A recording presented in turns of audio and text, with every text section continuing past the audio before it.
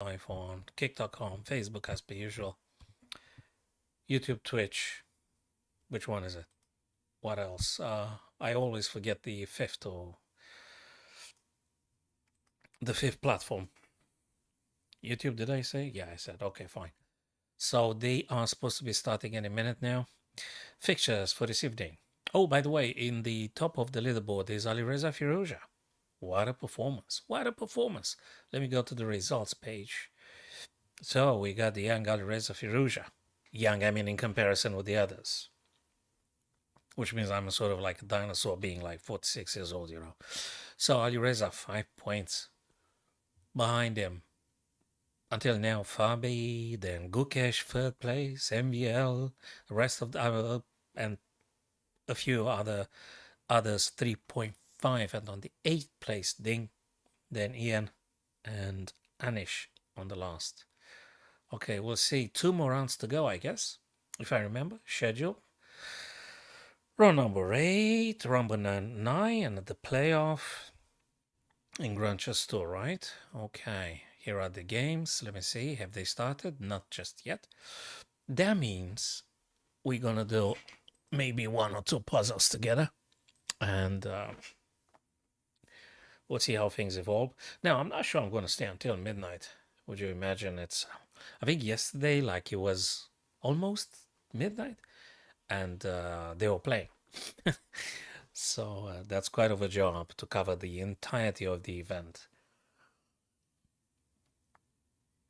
So I'm gonna give it 60 minutes. If I am in exceptional shape and maybe I've got a few more friends with me, I might be staying 120 minutes and stuff like that. Hi there, how's in hell? Cruz, welcome.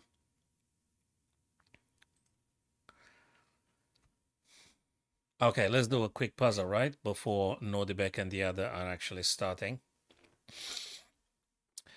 Right, black to move here. And I have a feeling it's not the most straightforward puzzle we're gonna do this evening. It could be many ideas. It could be many ideas. So we're attacking this guy like twice, but there's a bishop and the queen. We can trade off here. They're gonna. Oh, I'm forking. Gee, look at this one. Nice e6. Taking on e5. The pawn takes on e5. And then we're gonna push the pawn. Am I right? We're gonna push the pawn. And we're gonna like fork 2 minor pieces at once with a pawn supported by the bishop and by the queen. So that should be like winning material. So I think I'm just going to play that. I don't see what other funny stuff could be played here. I don't see anything else possible. What do you think? What do you think, Step? This might be the way. Knight takes, pawn takes. Then we're going to push the pawn up the board and we're going to fork to minor pieces. What the hell? Let's do it. So now we're forking, right? We're not taking this guy because we didn't do a damn thing. We have to push forking and now we're going to take and whatever. We just took material. If we have a chance, we're gonna swap everything. We're gonna trade off the queens. Then we're gonna play stuff like this. 2 bishops. Hey, that's a killer. Then trade off everything. Trade the rooks. Trade the whole stuff. Keep your extra bishop and go for the win. That's amazing. So how's it going, fellas? A couple of viewers via Twitch and a few viewers via TikTok, which I'm grateful for, my friends. Hey, man, we've got some awesome fixtures. Very, very, very superb fixtures. Hold on a sec. Let's just get there to the very page. So we've got Ding, which is number 8 in the hierarchy, just with two rounds before the very end. This is round number 8. So Ding Liren gonna play Nordibek. Tough one. Every single game is incredibly tough. The best chess on the planet. Prague gonna play Fabi. We have to see that too. Prague is very combative, very aggressive, and Fabi delivered a Sicilian dragon of the legends. So this is just absolutely splendid. Now, then we got Wesley MVL, right? Guy's about to start. Anish Giri Gukesh. Anish is the last in this super tournament, but hey, if you look at the names that are ahead of you, I mean, this is just the cream of the cream, you see. This is, the strongest guys on the planet, excepting Magnus, who's not playing in this chess event. But I'm pretty sure he's going to play in the future. Nepo and Ali Reza. Another interesting clash this evening. Again, I'm hoping to be covering like 2 hours more or less. It depends. And I'm absolutely enjoying watching these guys playing chess. And of course, as you know, guys, we're not going to be doing software during the live games, but sparingly. And I would recommend after the games to analyze in depth every single move that they played. So they were supposed to be starting, right? Sort of 7:30, and just any second. And because they are sort of late, why not just do another puzzle here? Okay. We got a very nice battery here. I don't know if that's the move. Maybe. Or also we have a knight that might take on e5 for check. Pawn is spin, can't take. Check is a check. Hey, that's something. Maybe. And you see, if after the check, king goes on to those squares, then we can deliver the final blow, checkmate, right? If the king after knight takes goes c7, well, we got to work out something. Then, do we go a5? Because if they push, I could freaking take again, and I think it's quite cool. So I'd say, guys, knight e5. Yes, exactly. King c. Exactly. Yes, that's what I think as well. So I guess we need to start with knight e5. You might be tempted to say, just go the queen quickly. Go the queen. Check the king now. Come on. But then after c7, it's not clear. Or maybe they block with the queen, mind you. I mean, if you go with a check now, f7, they might be blocking with the queen. I'm not sure. Whereas knight e5 is a bit more aggressive, a bit more direct. Let's just do this. Cool. And now I think if we go queen a5, it's a little bit unstoppable. In terms that we got a checkmate in 2 moves. Pawn goes b6, queen takes b6, and that's it. Yes, exactly right. The sequence that I was proposing as well. Cool stuff. Shall I go for another quick one step? You seem to be in great form this evening. That is great. Shall we approach with the purpose of capturing this guy and supporting the g pawn to g6, g7, g8? Should we go? I mean, we might get checked, right? In theory. But then we're going to take f7. And we attack the knight. I think. Dude, I don't know. It could be g6. It could be g6. Pawn takes, right? Now, king takes. And then we go again. Yeah, it kind of makes sense. Knight can't move closer, but they can play the other way, but then we push regardless. Yeah, probably.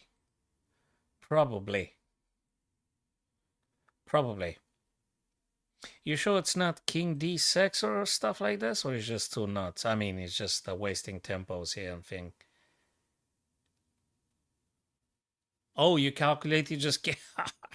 You calculate a king j6. Yeah, I get it. I don't know, man. I mean, it looks like... I'm not saying you're wrong. I'm just simply wondering if I should go d6, perhaps attacking the knight. Attacking the knight. If they go this way, I'm going to attack the knight and the pawn. But it might be a faster way.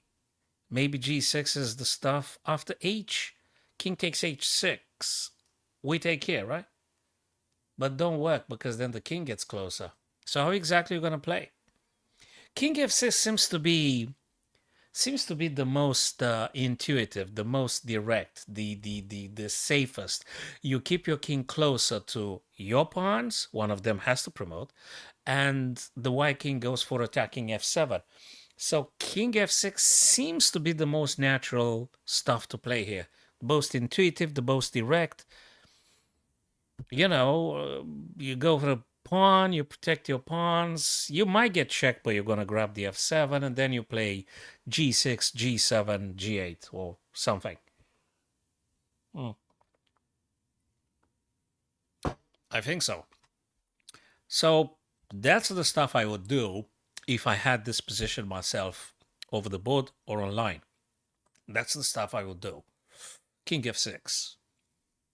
Hell, if it's a shorter way, like you said, g6, I don't know. I don't think so. I'm not attracted by the g6 idea. I think it can be stopped. Takes and whatever you do, I think they might be able to stop you. So g6, king takes, what do? You go forward, I take, you take this guy, I approach. Check, I get in front of the pawn. You're not going to make it. I don't think you're going to make it. I'm going to go king f6 and whatever. Yep, that's it. Nice and simple. I mean, yeah, there's no point to complicate and stuff. So now we're going to capture. If knight approaches to attack from behind the f5, push g6, whatever. They could take this guy. Then I'm going to go. And even if they take, I'm going to promote. So that's about it. Dude, I don't know. You might be g6. You might be right. g6. g6, g6. Check. Forcing move, mind you. Pawn takes. I take again. What if king goes in on h8? Then I move the king once again. Knight. No, dude. He checks you, man. No, no, no, no, no, no, no, no, no, no. I don't think so. So you play g6, right? Cool. Pawn takes, pawn takes. King goes here, though. Oh, you play check. They get in front of the guy. You play check. They take, you move. Yeah, man, but they check you. Okay, you're gonna play something. Is it? Uh, dude, now you may be doubting my own thoughts. G6, kick takes. No. G6, king goes here. Yeah, but then you actually take for this, right? G6, pawn takes. Pawn takes, check. King goes here. Check, king goes here. Check, king la la la. This, check. I don't know. I don't know, man.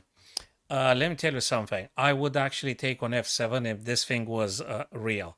If the knight comes and checks me on d6, well, that's a thing, isn't it? Then could I perhaps attack the knight and then pushing the f? It's got to be something. It's got to be. But actually, if I take and then check me, well, I could attack the knight and defend the pawn.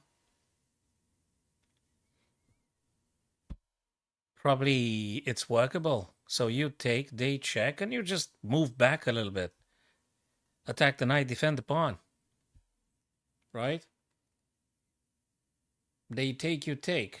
It's got to be working. I'm not sure. I got to look more to this. G6 takes, check. They get in front of the pawn. Well, check. They get here. I don't know. Bang, boom, bang. They go here. Check, they go here. Check, they go here. I go here. And then they check me, man. It doesn't, I don't know. I would say take the black pawn. It's safer. And I was wrong yet again. Jesus Christ. Was it g6? Yeah. It was a freaking g6. So now I got to push the guy. So I don't want to get checked. So how do I do this now? But there is a check, right? Yeah, but then you go f8. Yeah, well. Maybe that one was the second line of the... I don't think that one loses. Let me just have a look. I really want to know, and then we're gonna go back to the Super Grandmasters playing. Let me. Okay, what was the thing? G6. Is King F7 losing? Well, apparently it's sort of winning with plus 0.58. It is sort of winning. So you play this, knight to d6, right? And I said you just retreat a little bit. Go to e6 or f6. What do they play? Knight e4. And then you gotta do g-pawn. Oh, man. And you have to attack this guy. Okay, this is weird. This is getting weirder and weirder. Apparently, you're not gonna make it. This is a frustrating little puzzle. Yeah, there was a clean sequence, which I didn't choose because it seemed to me taking the black pawn on f7 was just something that you achieved straight away. But it wasn't. Ah, well, next time maybe. Who knows? Events. Come on, I've advertised with the Sinquefield Cup round number 8. Let's have a look at this one, guys. What's this event? Oh, not this one. Sure. Not this one. It's the Sinquefield Cup round number 8. Okay, hopefully they started. Oh, yes, they did. All right, let's have a look here, guys. All right, that's the first game. The first board number 1. Current world chess champion Ding Liren playing with Nordibek Dostorov. Very promising super grandmaster, and very young. Him and Ali Reza and Prague and Gukesh. These guys are promising enormously for the world of chess. Bishop e2 now just developing. Hey, do you know what I find interesting here? I think we're going to see some h5 sooner or later. Bishop e2 had been played exactly right step. That's exactly right. Looks to me Bishop e2 had been played not just to develop a minor piece, which, don't get me wrong, it's great. Developing your pieces is key to whatever you want to play. Whatever opening, you have to develop your pieces. So Bishop e2 is great not just because it develops, which you would say it's not very ambitious getting just Bishop to e2, right? But actually, because you pushed the h-pawn, Ding pushed the h-pawn, which is, I'm very happy to see he did that. That means he bets on the attack now, because his king is not castle as of now. Probably he's going to do queen d2, castle long. I don't know. Or maybe he's not going to castle at all. So that makes me think that he does plan h5. I guess black needs to stop that pawn. You need to stop it. It's very likely. It's very likely h5 because you have to stop the pawn. If you do not play h5, that's exactly what white's going to do. And you kind of don't want that. You really don't want that to allow white to open up the h for the rook in combination with the bishop.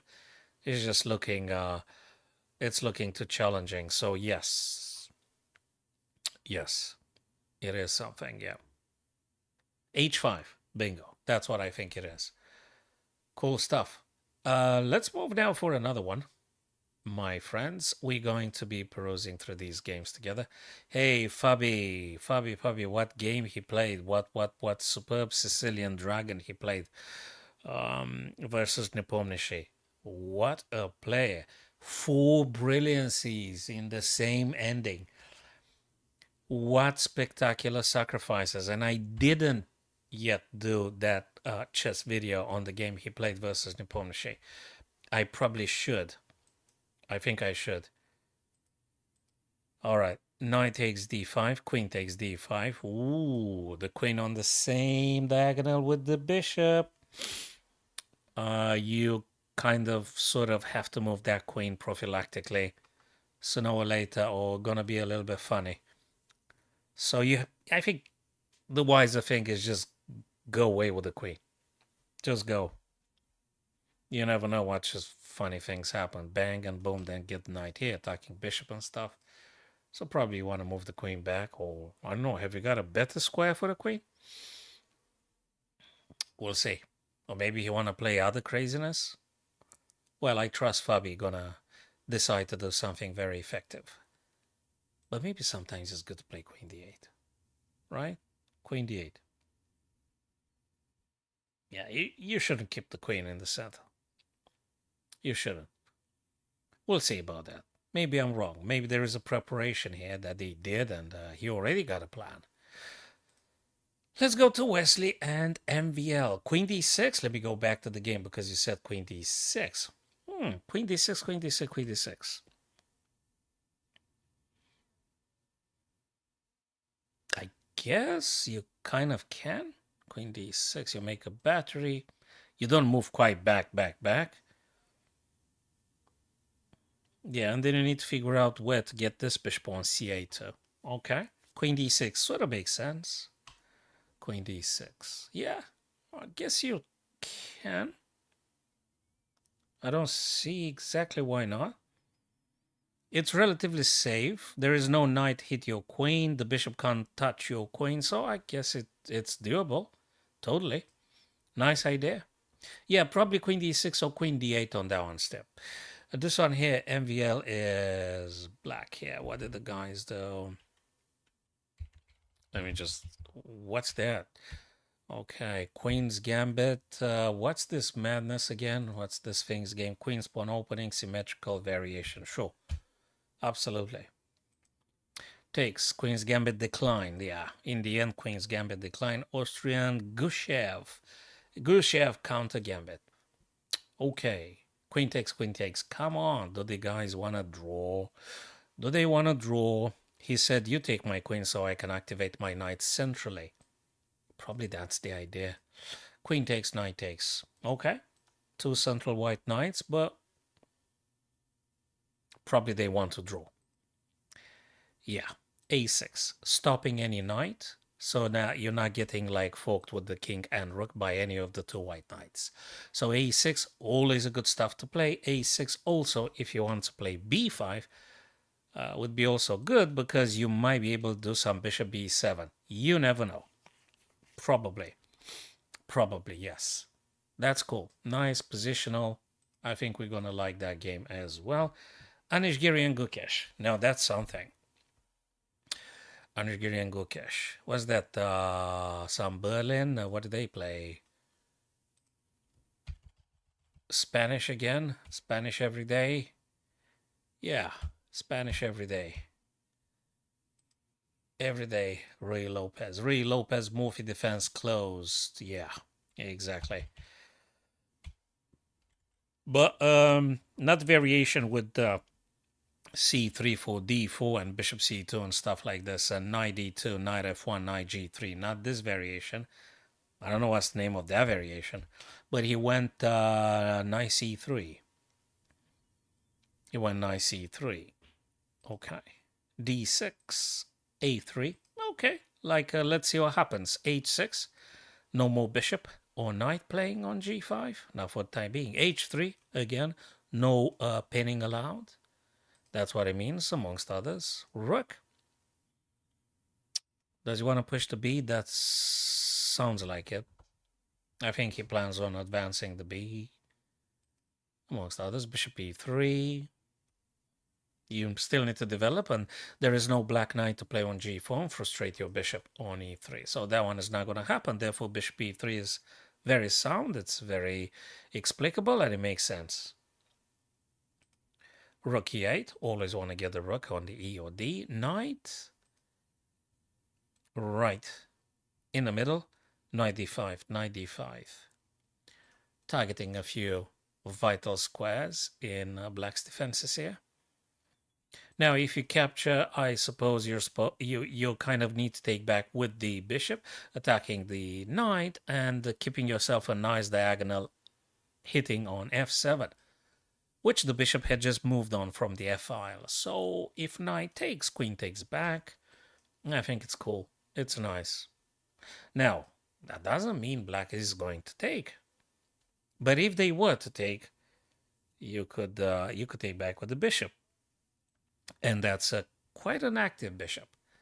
Of course, after knight takes and bishop takes, black first needs to address the knight thing, because being attacked by the bishop, right? So you got to play something. I don't know what you're going to play. One of these two. in order to protect the knight, or you move the knight back. Depends what they prepared. Okay. Nice and cool. That's Anish and Gukesh. Nepomniachtchi Reza. What the guy is still here?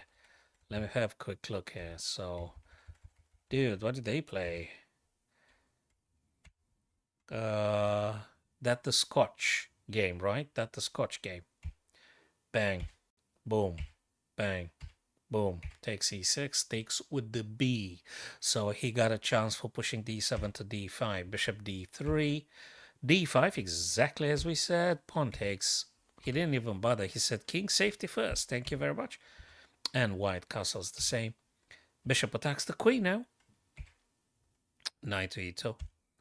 Takes. h3 attacking bishop. Bishop h5. You don't want to break the pin. You want to keep the guy's knight being pinned. c4 counterattack. Making also space for the queen to moving out via this diagonal. Pawn takes. Bishop takes. And yeah. Bishop to d6 to avoid a trade or something. Bishop to e3. Everyone had developed their pieces. You know what I like about watching this, guys? Because it's yet another confirmation of the fact that even one of the most strong, most powerful players on the planet, they never neglect the king's development. So that's practically a lesson for all of us. Pieces development is one of those golden principles of chess. So SR6K, it's good to having you here via TikTok. I've just switched now the tabs, and we've got one of our TikTok friends. And Mosen just came in now. How's it going, Mosen?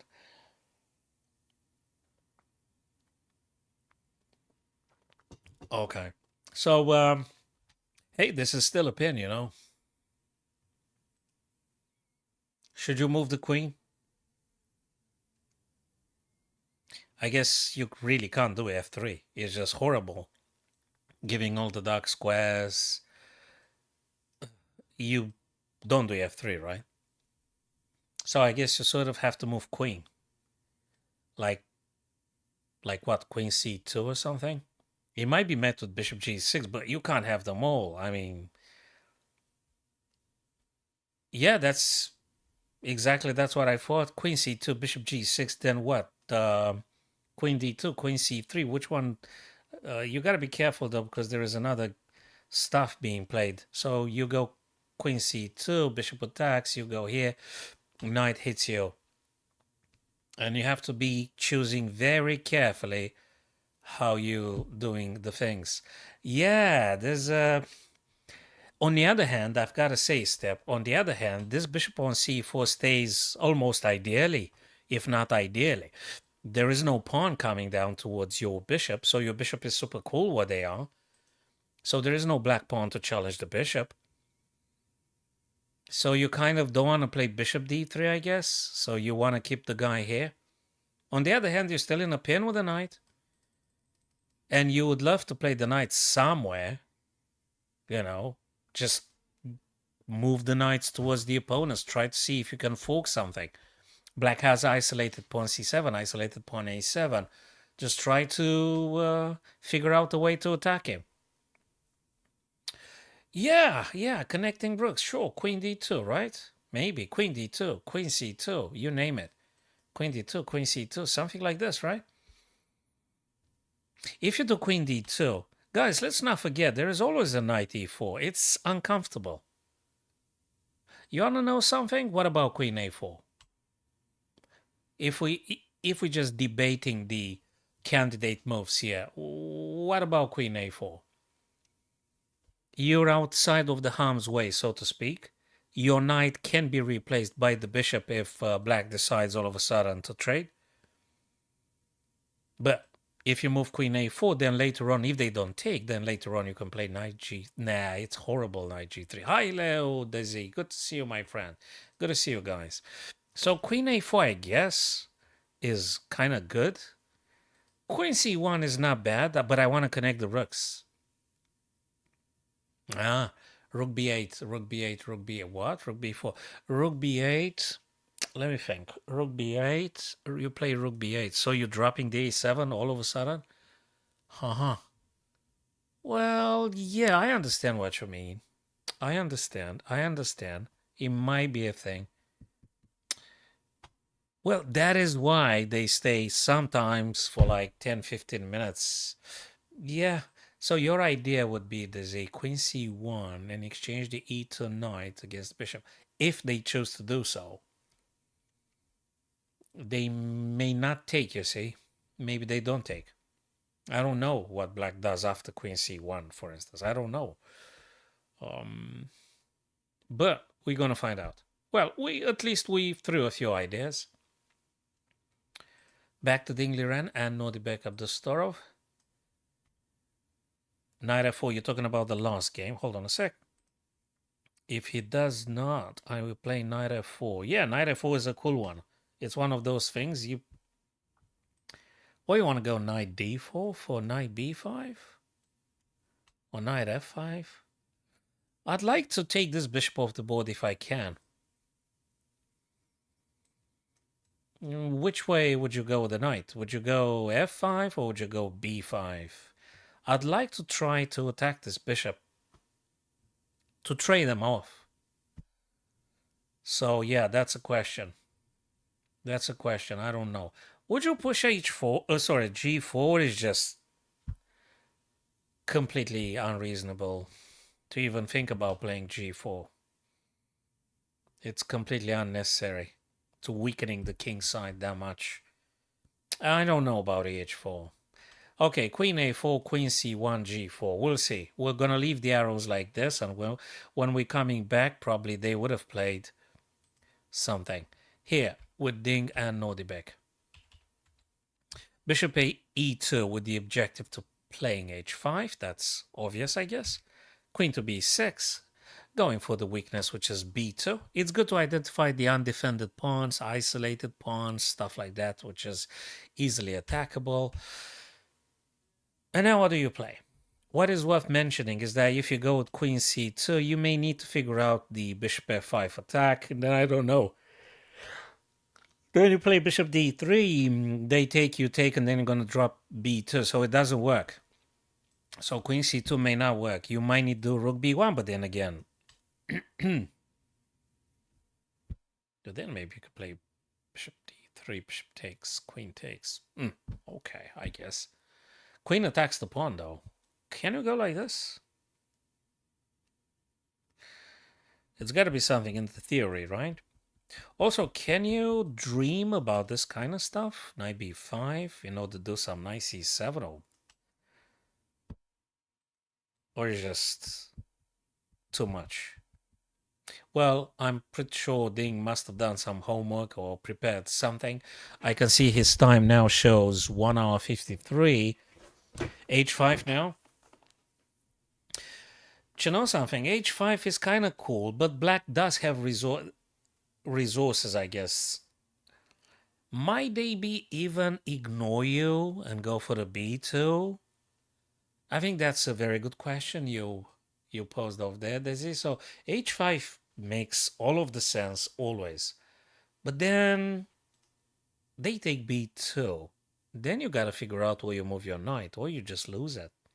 Because whatever you play here, it's still defensible. After all, your knight's attacked. So I don't know. You said it, and I was about to mention queen to b3. That happens also in the London system. In the London system with white and black, normally white queen goes to b3 first, then black queen to b6. And one of the two guys, especially after black pushes c4, white takes, or vice versa, black queen takes. And then white takes with a, or black takes with a, opening up the rook's file towards his opponent attacking. So yeah. Queen d2. Queen d2, you never know. This kind of stuff may happen. And then, of course, you take, then they take. What can I say? Yeah, maybe. I think queen c3 would be cool, but I suppose the current world champion definitely has something prepared somewhere about this kind of stuff. Probably he tries to remember. Anyway, good news, he's got like almost an eternity, right? An eternity lasts 2 hours. So there is some time for him to really, really think about what to play here. Prague and Fabi. Where were we, fellas? Queen d6 was the proposition, the suggestion here. But now he went Queen e6. Can you believe that? Queen e6. I think Queen e6 because he wanted to discourage Rook ac or something. I don't know. He didn't want to move just back where they were on d8. He moved on e6. And that makes me wonder, what is he going to do with the bishop on c8 though? How is he going to play the bishop on c8? Is he going to go d7? Is he going to go b6 or bishop e7? What exactly he does with the bishop if queen e6? Or is he planning wasting another tempo or getting the queen hell knows where? I don't know where you want to get the black queen. I really don't know where you want to move the queen. In principle, probably Fabi thinks he got a plan, but it's not obvious for me. And because I'm not playing this, I need to figure out on the go. Which is okay because I enjoy it anyway. So I don't know what's his plan with the queen, and I don't know where he wants to go with the bishop. Guys, open the door. Rook d8. Sure, rook d8 always. The question was, though, how is he going to deal with the bishop on c8? So how's he going to do with that bishop? How?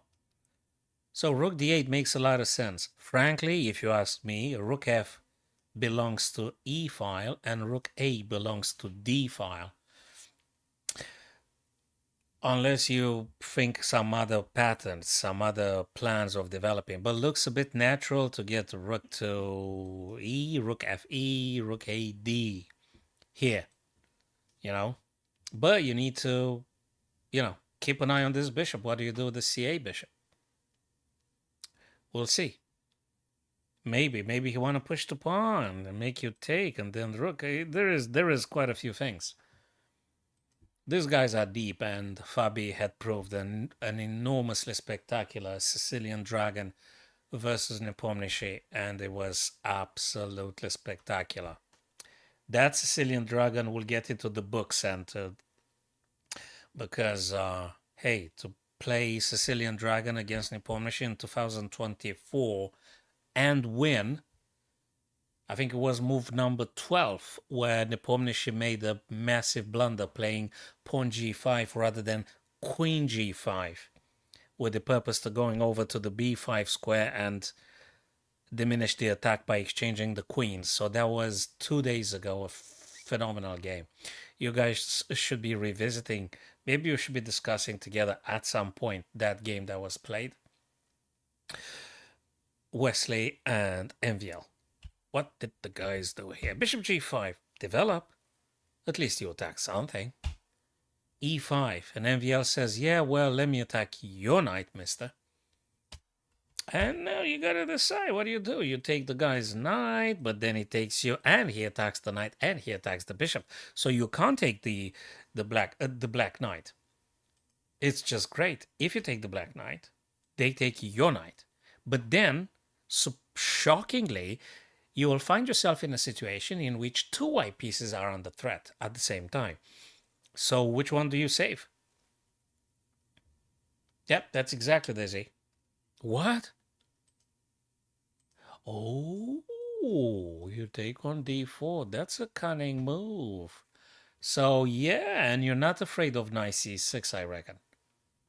You're not afraid of knight c6 because then you have to play e3. Or maybe you want to play castle long. Damn, I don't even know what you want to play.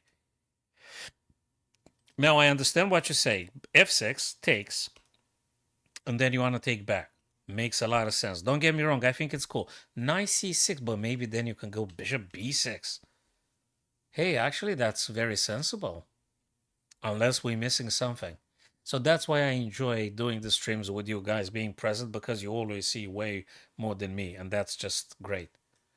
So bishop takes, pawn takes, bishop takes d4, and if there's any knight c6, maybe you go bishop b6. Bishop b6 targets the d8. It's something. It's good. It's a good position. And then if you give a chance, maybe if you're given a chance, maybe some e3, get the bishop out. I don't know where, but you have to. Hey, exactly. Bishop takes f6. Bingo.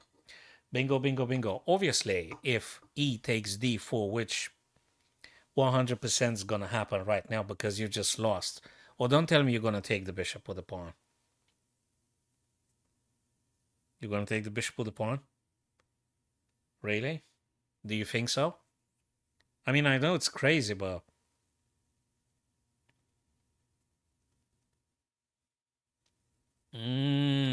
That's a disaster of a blunder. Yes, if bishop takes, then we got this thing. And then, gee, I don't know. Okay, it is a problem. I don't know. I think so. Yep, yep, yep. So I think it looks like it's in a must forcing sequence here.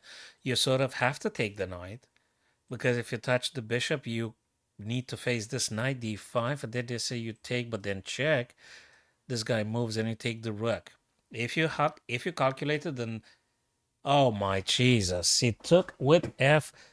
Man, I had that thought in my mind. The guy is gonna take with g, and MVL took with the g. There you got the supreme proof of my doubts being actually real. Dizzy, you really have to take into consideration those less likely alternatives. I mean, you don't look at them because you think you have half a plan, like, oh, I'm going to play knight d5 now. But boy, oh boy, if you don't take that thought to its very end, you may find yourself in a situation. Now, given how powerful these guys are, you really have to calculate every single turn as much as you can. So now if we go knight d5, if they take your knight, you're going to have 2 minor pieces versus 3. Then you go c7. Fair enough. King moves attacking you. Fair enough. Knight takes a8. Okay, that's cool. Are you actually going to save your knight? After, say, bishop playing c5, cutting off your knight from escaping on b6, and the king cutting off the knight from going c7. So if you're not sure, I think you might be losing that knight too. So you know what I mean? 3 minor pieces. You lost the bishop. You're gonna lose a knight, and you're gonna lose another knight. And in return, you would have taken a bishop and a rook. I don't know. And black had retained the bishop pair. Look, this is quite complicated. And it's not even a queen on the board. There is no queen on the board, but it's complicated. It's just very complicated.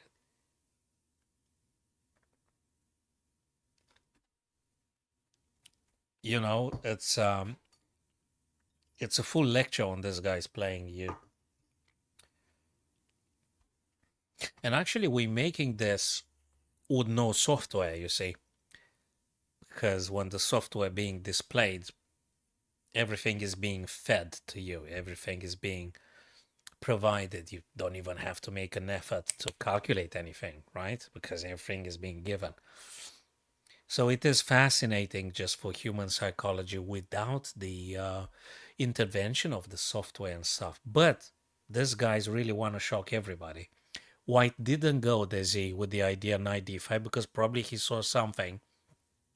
Wesley saw something. Wesley saw something. Nice pun. So Wesley saw that it may not end up very well after knight c7, king d8, you take, and hell, maybe bishop c5 or something. So it's a little bit weird. So there you go, knight c2. Can you believe that? Now, obviously, black's going to react against knight d2 with probably bishop e6 or something. There you go. Freaking bishop e6 right over there. Because you sort of need to do to stop the knight. And what Wesley wants to say is like, hey, dude, I'm going to play bishop g2, and I still want to do my knight d5 move. But now it's black's turn, so hold your horses.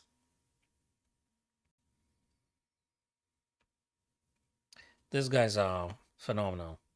And the games are really, really, really, really complex.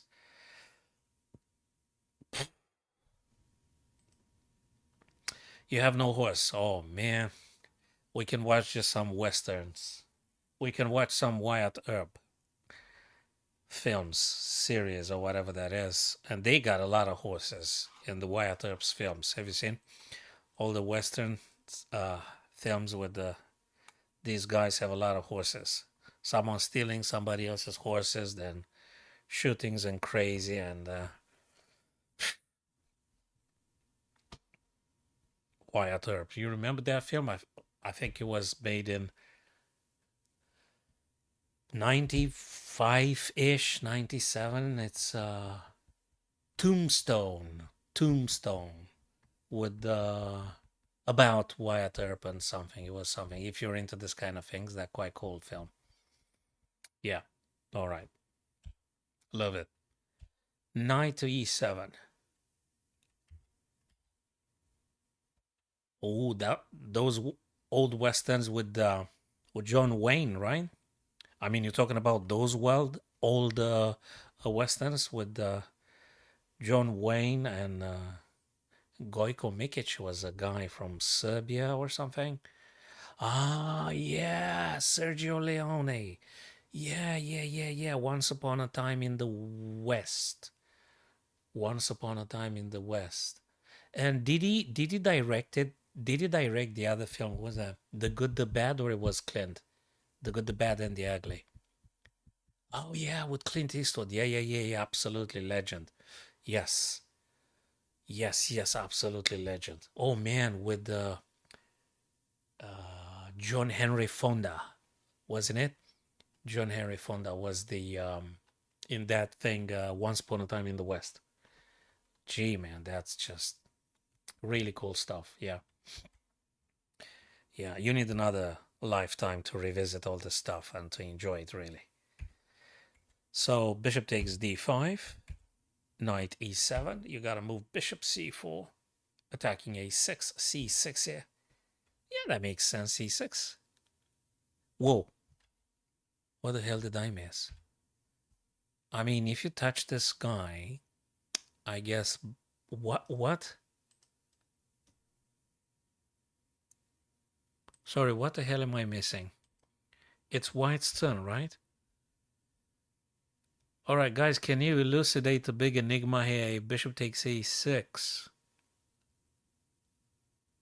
What the heck am I missing? What's the punishment for this? Did Gukesh has a master plan? He he wants to cut off the retreating squares and then hit them with, I don't know, rook goes back on a8 or something. Look, this is weird stuff. What?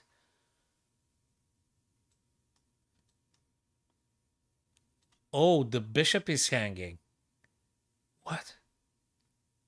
I mean, you take the look. This is some deep stuff, and I think Anish is gonna fall now into a meditative trance. No, not meditative, because when you meditate, you don't think. So it's not contemplation. It's active thinking. I think he's gonna fall into a deep thought process now. Let's put it this way. It's not meditation. Meditation is when you don't think and you're aware of your thoughts and all the stuff going on in your mind and things like that. That's sort of meditation. These guys are thinking intensely, being identified with the mind. I don't think you can retain the quality of being an observer whilst you're thinking intensely. Although probably you kind of can. I mean, can I be aware now while I talk? I kind of am aware. So there's two instances, right? All right, that's for another debate. We probably need to attend some special courses in neuropsychology and mindfulness. Talk with a bunch of Buddhists and Advaita Vedantins and explore this matter in detail. Or you may not present no interest whatsoever, so you're not going to do this. Question being, the hell do we do with this pawn on a6? Do we take it? The bishop takes a6. Is it, what the hell is the reaction, the punishment for this? What's Gukesh cooking? You know, when you play against someone that strong, you don't even dare taking the stuff that they leave for you. Because you always say, oh, that's a bait. I don't even waste time calculating that. I shouldn't be touching that pawn because he already calculated and he assumed that if I take, he wins something. So, do you know that technique is the technique when a super strong player leaves something for you, you don't touch it. It's poisoned. It's poison food. Don't gobble it. Don't take it. So save yourself half an hour of figuring out the hell is going on with that a6. Assume it's absolutely correct and just do something else. I don't know what's the technique called. The ostrich technique or something. I don't know. It's a secret technique, which is not that secret anymore. Yeah, it's one that you assume the other guys have calculated already. So I don't know. Now, Gukesh spent, I mean, look at the Gukesh's trust technique. Yeah, it's good to trust your opponent. I love it. I love it, man. It's good to trust your enemy, you know. It's good to trust your enemy's accuracy. That's phenomenal. Yes, you have to trust your enemy's accuracy. Unless when they blunder more than you. So ultimately, we could say, Daisy, it's good to trust yourself maybe a little bit tiny more than your opponent's accuracy. Probably, you know.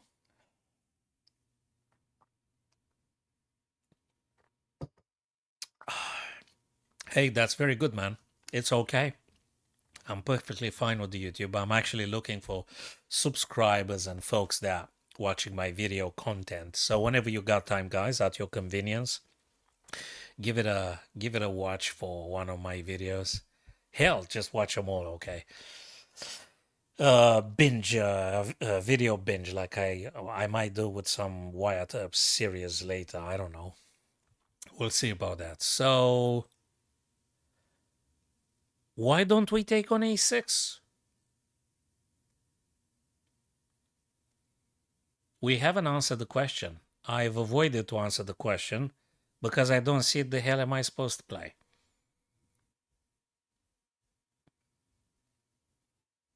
That's why I didn't answer the question. I didn't answer because I don't know what to answer yet. Maybe if I stay 40 more minutes, like Anish Giri would stay now 40 minutes, he will find ultimately the answer, which is there is no answer. Go take the bloody pawn.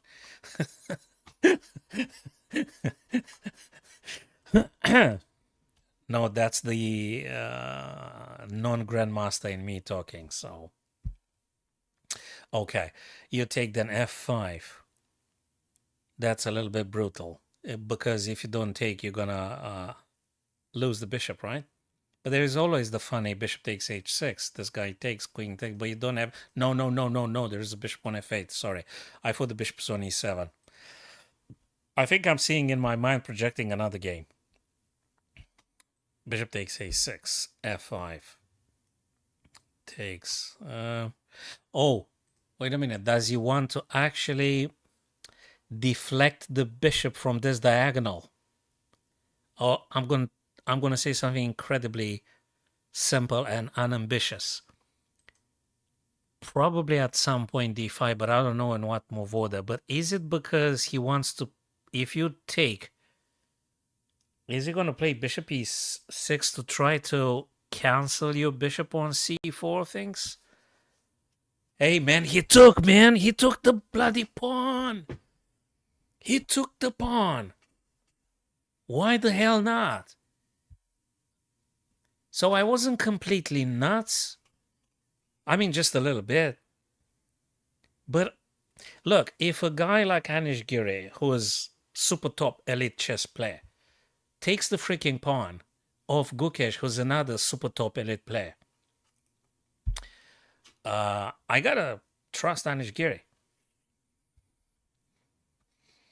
Now let's see the master plan of Gukesh. Now let's see the super secret ultimate master plan. The biggest revelation. The supreme punishment.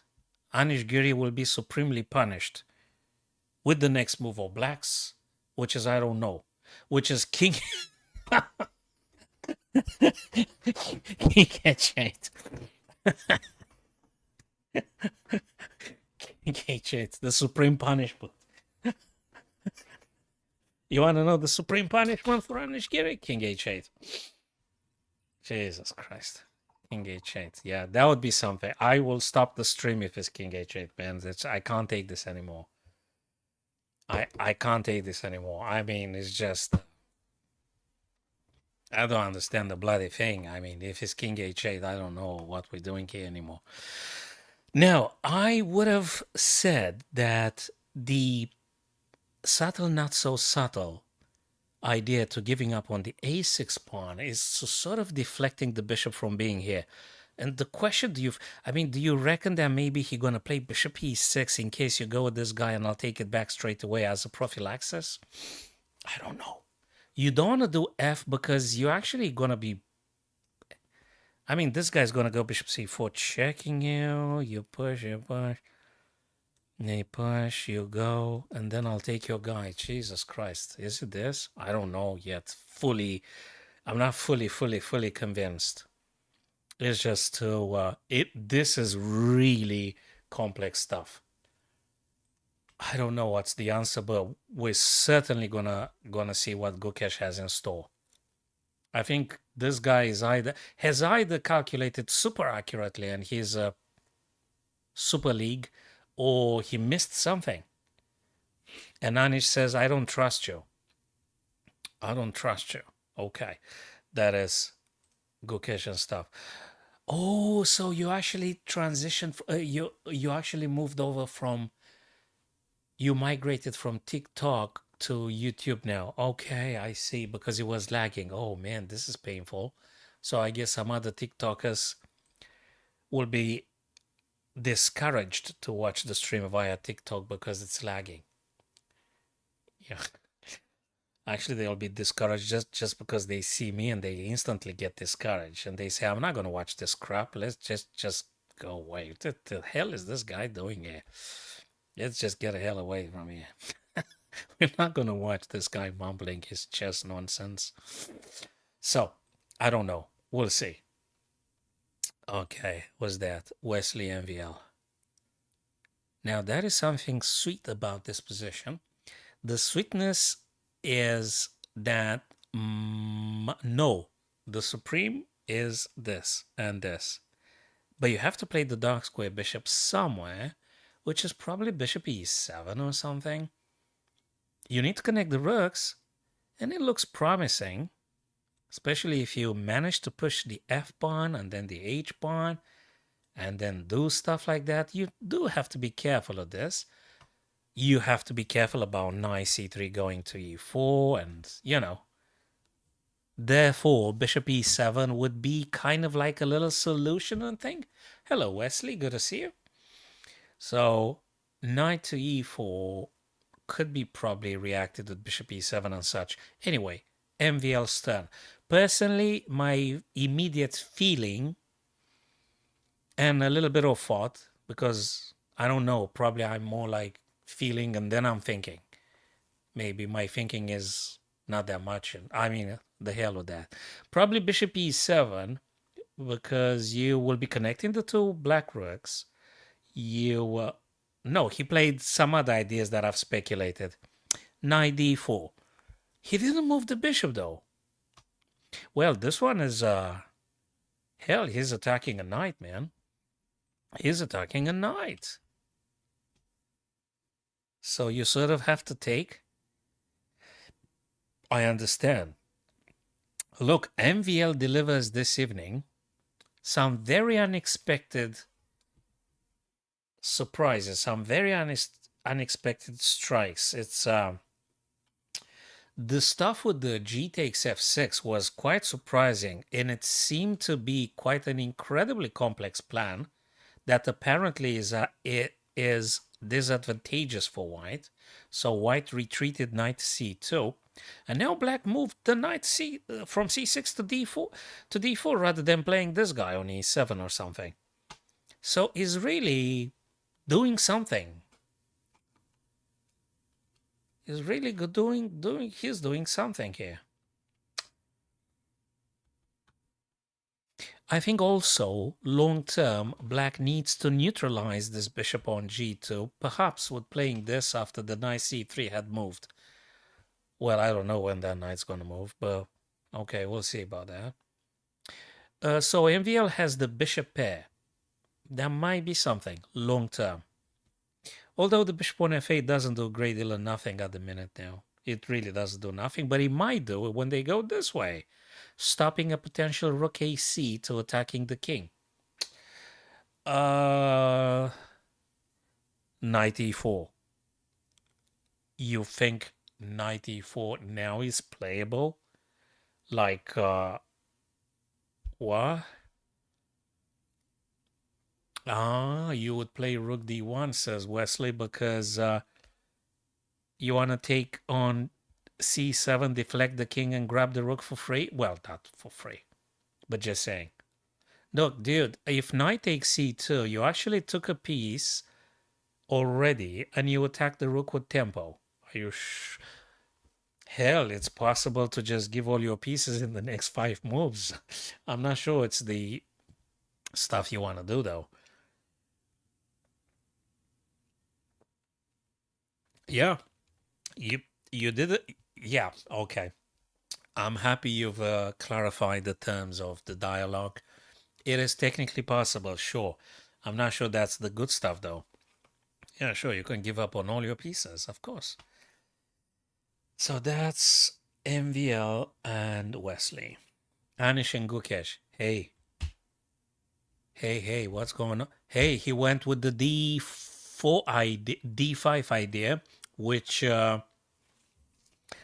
Oh, you totally Tal. You are Tal reincarnated. Did you do your self-inquiry research? I think you might be Tal reincarnated. So yeah, why not? Well, if he reincarnated, if there is no such thing, and if once you die, you just die in terms of like disappearance in absolute terms, then there's nothing to reincarnate into nothing. And your consciousness is goodbye. If you take the transmigration theory, the Buddhist approach and the Eastern approaches, and some religious stuff, yeah, you could say maybe he reincarnated. But who's to say? The dead don't talk. But maybe some dead talk. Okay, I think I'm being weird, guys. I should stop drinking coffee because I'm acting all weird and stuff. That's not good, man. That's not good for a chess stream. People might have thought I'm a serious person because I'm doing like chess and stuff. I can't talk crap like that. It's just it's too much, man. I'm losing my 5 viewers. Then I'm gonna watch myself. I'm gonna hear myself talking. Hey, is the stream blocked or something? I can't see this thing rolling. I have no idea. The cam is... What? Yeah, the camera is dead. Because I talk about the dead people and all of a sudden the camera died. Jesus Christ. Please resurrect the webcam. All right. What? Am I, has the webcam resurrected? Oh, come on. You've got to be... Is the webcam resurrected now? You can't do this. Not yet. Okay. First thing first. I'm just panicking now. It's good you don't see me, because if you saw me, you would have seen me panicking. So I'm already panicking. One, I have to lock, unlock, hide, unhide. Yeah, the webcam is freaking dead. I shouldn't have talked about the dead people, man. You made me talk about dead people. Someone made me talk about dead people, and all of a sudden the webcam died. I shouldn't have talked about dead people. Yeah, I know, but it's it's not a battery, because actually my webcam is just takes the power, directly from the socket and things. I mean, let me see if actually the board, guys, hold on a sec. Let me try to change a little bit the background.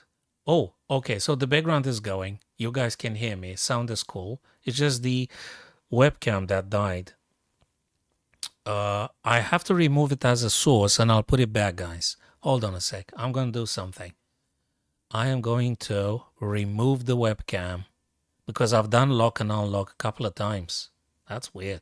I'm going to remove it from the sources. Delete. Are you sure you want to remove webcam? Yes. Okay, I'm going to put it back again. I'm going to put it back again. Sources. No, I am the most noob of them all. Yeah, that's okay, Wesley. It's all my fault, my friend. It's okay. It's fine, man. Let me find the webcam in the sources. General sources, image, window capture, gain capture. What the hell is that camera? Browser source, application, collab cam. I don't care about the collab cam. Media file. What the hell is the camera? Video capture. Aha, video capture device. Video capture device. Okay, fine. Ah, yeah, I came back, man. Oh, wait a sec.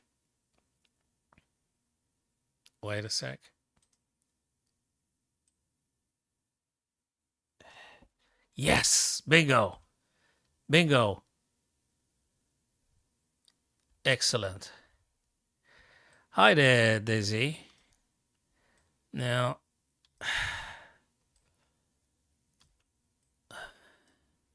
that's all right, man. It's fine. No worries. Let me just cut the corners and the boxes from my head, and whatever is here to fix. I'm using something, I don't even know how to pronounce the name. I think I bought it some 2-3 years ago. It was the COVID stuff, right? So I was perusing through the cams, and I think this one came as an offer. And I said, the hell, I'm going to buy this one, because it wasn't a fortune. Laxi. Laxi. I think it's some Taiwan or Chinese stuff and things. So, okay, something like that. And now back to the things. Yeah, no, I think it's decent. I think it was 25, 30 quid or something. I can't recall exactly, guys. So let's go back to our things. Okay, where were we? Wait a minute.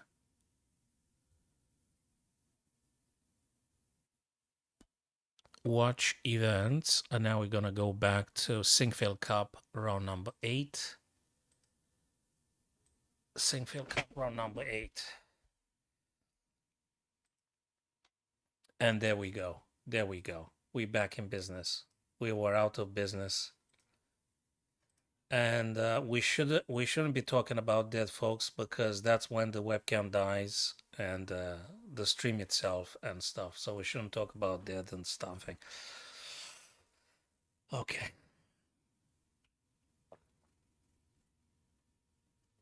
Right. What's going on here? I have no idea what it did. Ding play. Let me see. No idea, but we'll find out shortly. Knight f3, bishop d7. Hey, they exchanged the queens, guys. Queen b3. Queen b3, Daisy. Queen d3. Queen b3. Yes, opposing the black queen on b6. Queen takes. takes back. That's cool. Knight c6, knight f3, bishop d7 developing. Knight right in the middle. You take, I take, but he didn't. Now that bishop is a little bit weirdly positioned. I don't know what that bishop does. It's not going to go anywhere. So that bishop on d7 probably it's the most critical piece of black's currently here. Knight goes back on d3, rook c8, g4. Now this is a new ding. This is a new ding. He pushes the g and the h pawns up the board, going aggressively. This is a new ding. I like it.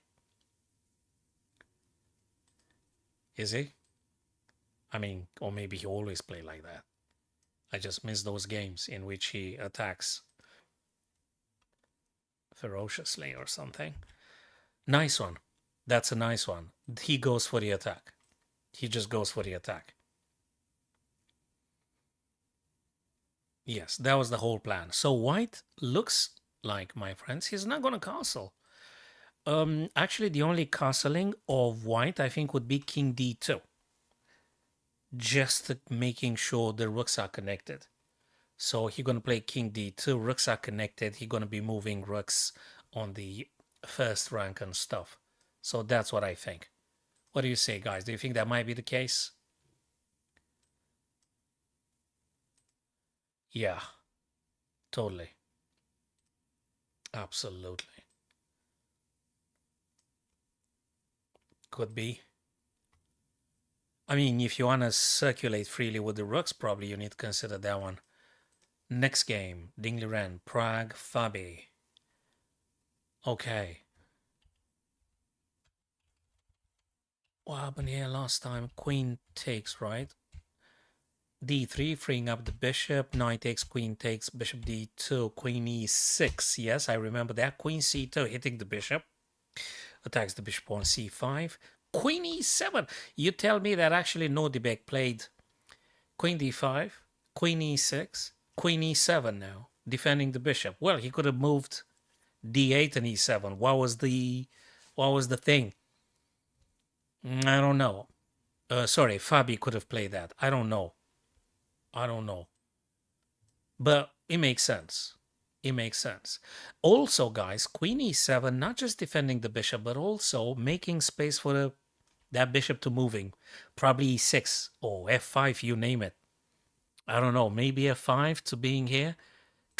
Not compelling, but trying to tempt white to pushing e2 to e4.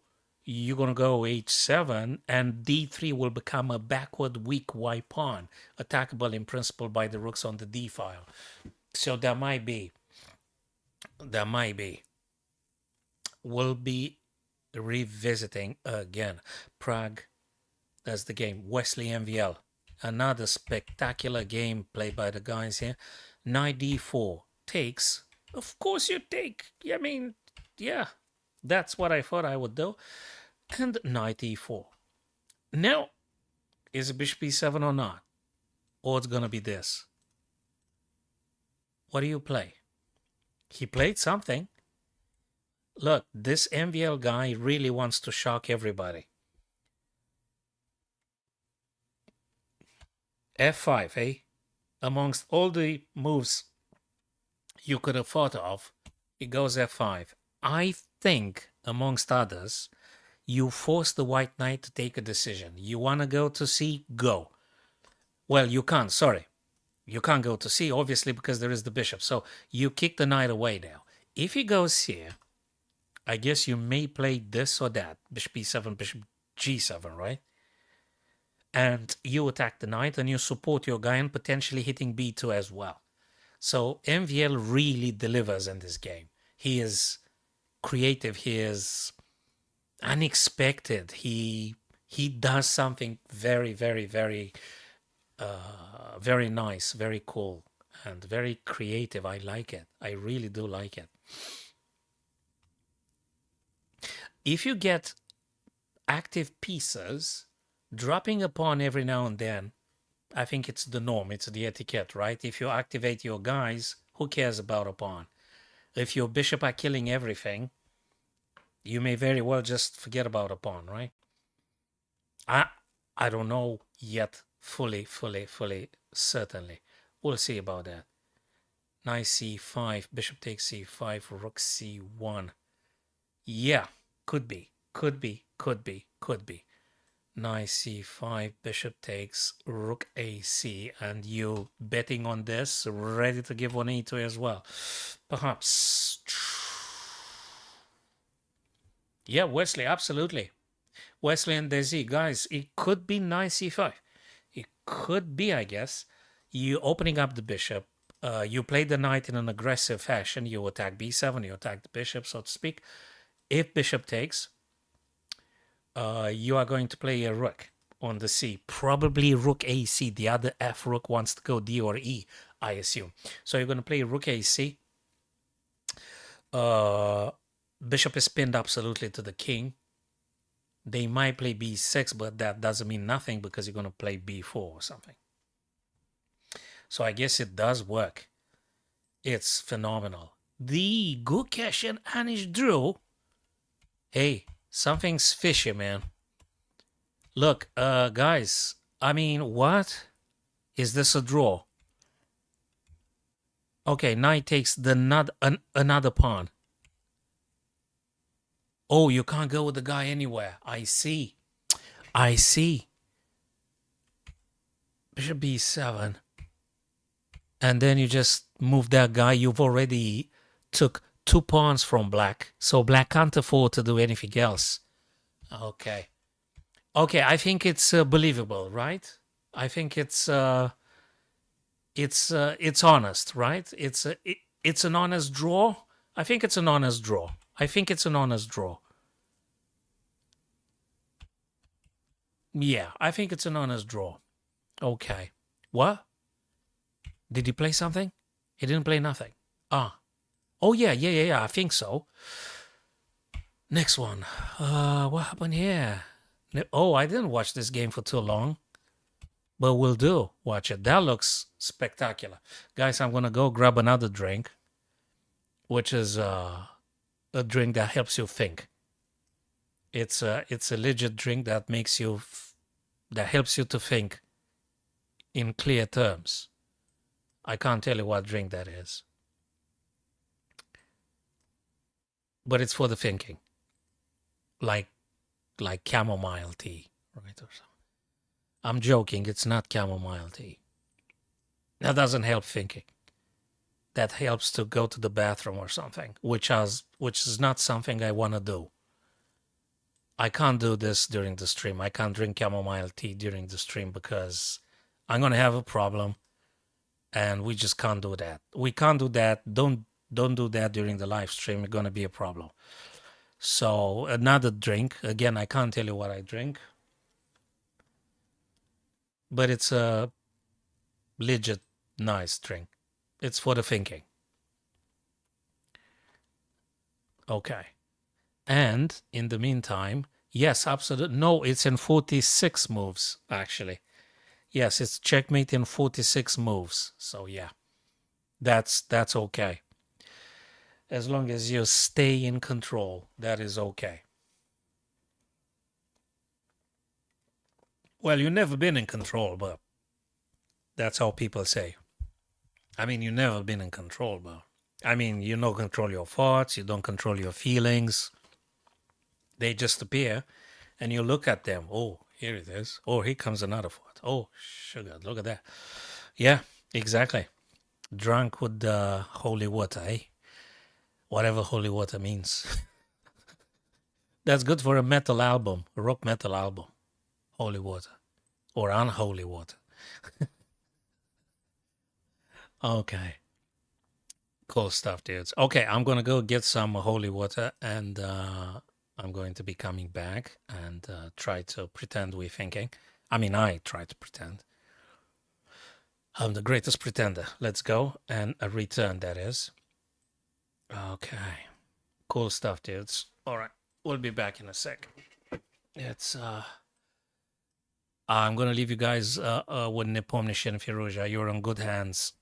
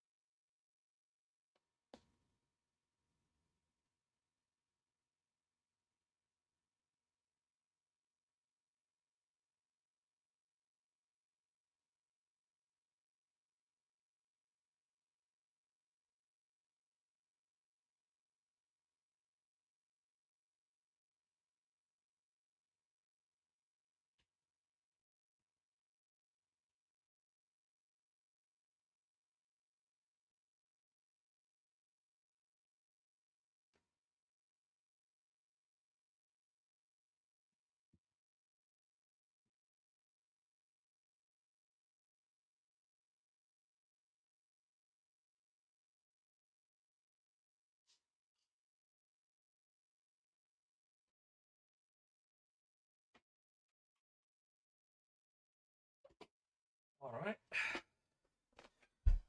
All righty. Oh, come on. What's going on with the webcam? Not again. What's that? Are you serious? Oh, come on. Guys, I got a thing with the webcam just stops all of a sudden. I mean, I just approached. I mean, we didn't speak about dead people, right? So now it just died again. Okay, this is weird. Video capture devices. Delete. Remove video capture device. There's a thing with this stuff. I'm telling you. Oh, come on. The window was very much active. I'm gonna fix it again. This is so weird. Jesus. What's that stuff doing? I've seen that stuff before. It's happening like this. I don't understand what's that. Well, maybe. But it might be just the software. I hope it's not hardware. If it's hardware, needs a new one. If it's software, it doesn't. Wait a second. I've got a few collab cam. Let me just get them off because they might be colliding or something. Let me take the collab cam off the things, the sources, and I'm gonna add another source again. Just give me a second. I apologize for this, guys. It's not on my doing. It's just simply paranormal activity. It has nothing to do with me. Okay. Where is the thing? Video capture device, right? Video capture device, add the source again. Sure. We're gonna do it again. That's okay. Where is the done thingy? No, that's not it. Done. Close. Okay. Now I guess that might be it. Yeah, we can make just a radio podcast. I mean, we don't need to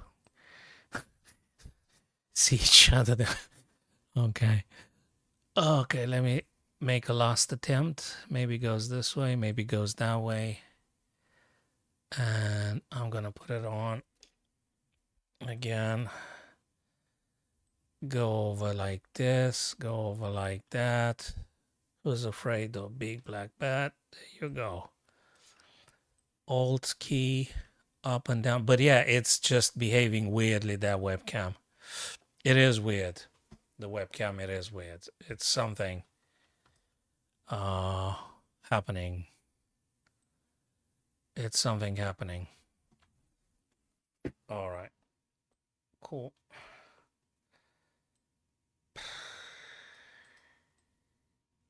Put this thing in a corner. Let me try and minimize this thing here.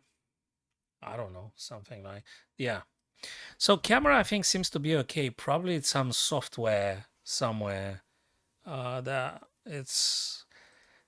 So now I'm using Streamlabs. In the past, I used to do via OBS, but it just crashed like 2-3 times a stream. It just crashed all of a sudden. And now I'm just using this Streamlabs thing, and now the webcam seems to be disappearing all of it. No, getting frozen all of a sudden. So I apologize for this. Yeah, it's, I don't know. I'll be Google it. I'll see what the hell I can find about this. Right. What did the guys do here? Bishop f8, g5 attacking the knight. Knight goes, attack the bishop. Bishop takes. Ooh. I like that move. Makes a lot of sense. Looks like black suffers from lack of space here. G6 takes h5 now. Okay. King d2. That's the move I said I would definitely consider if I had the y pieces. King d2 for sure, because now rooks can circulate. Rooks can move on the first rank.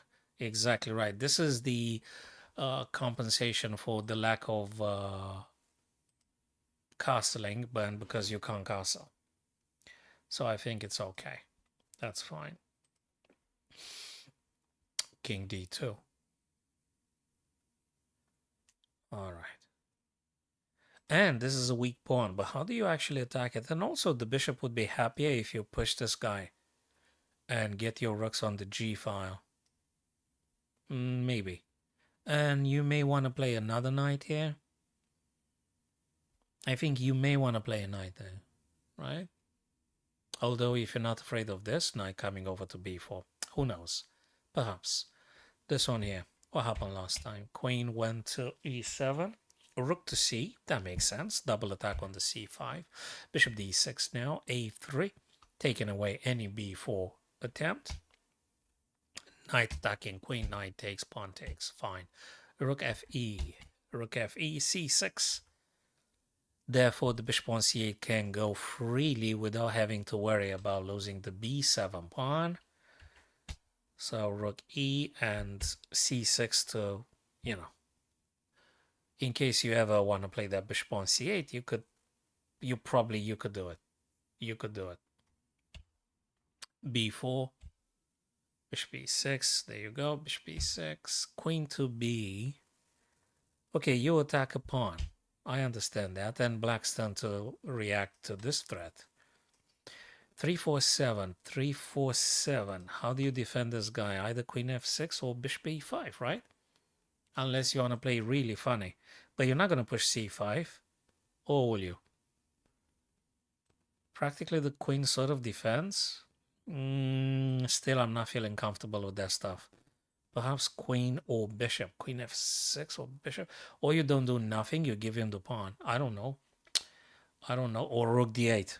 I think I like that one even more, Dizzy. Yes.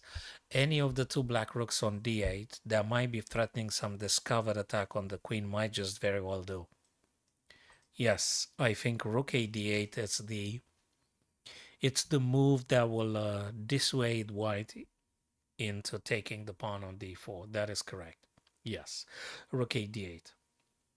Rook a d8, exactly. Yep.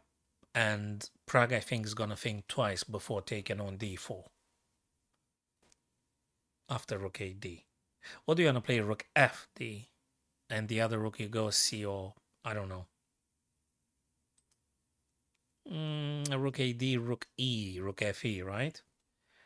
You have a semi-open file on the e file. You want to get your rook, in principle, long term. Absolutely.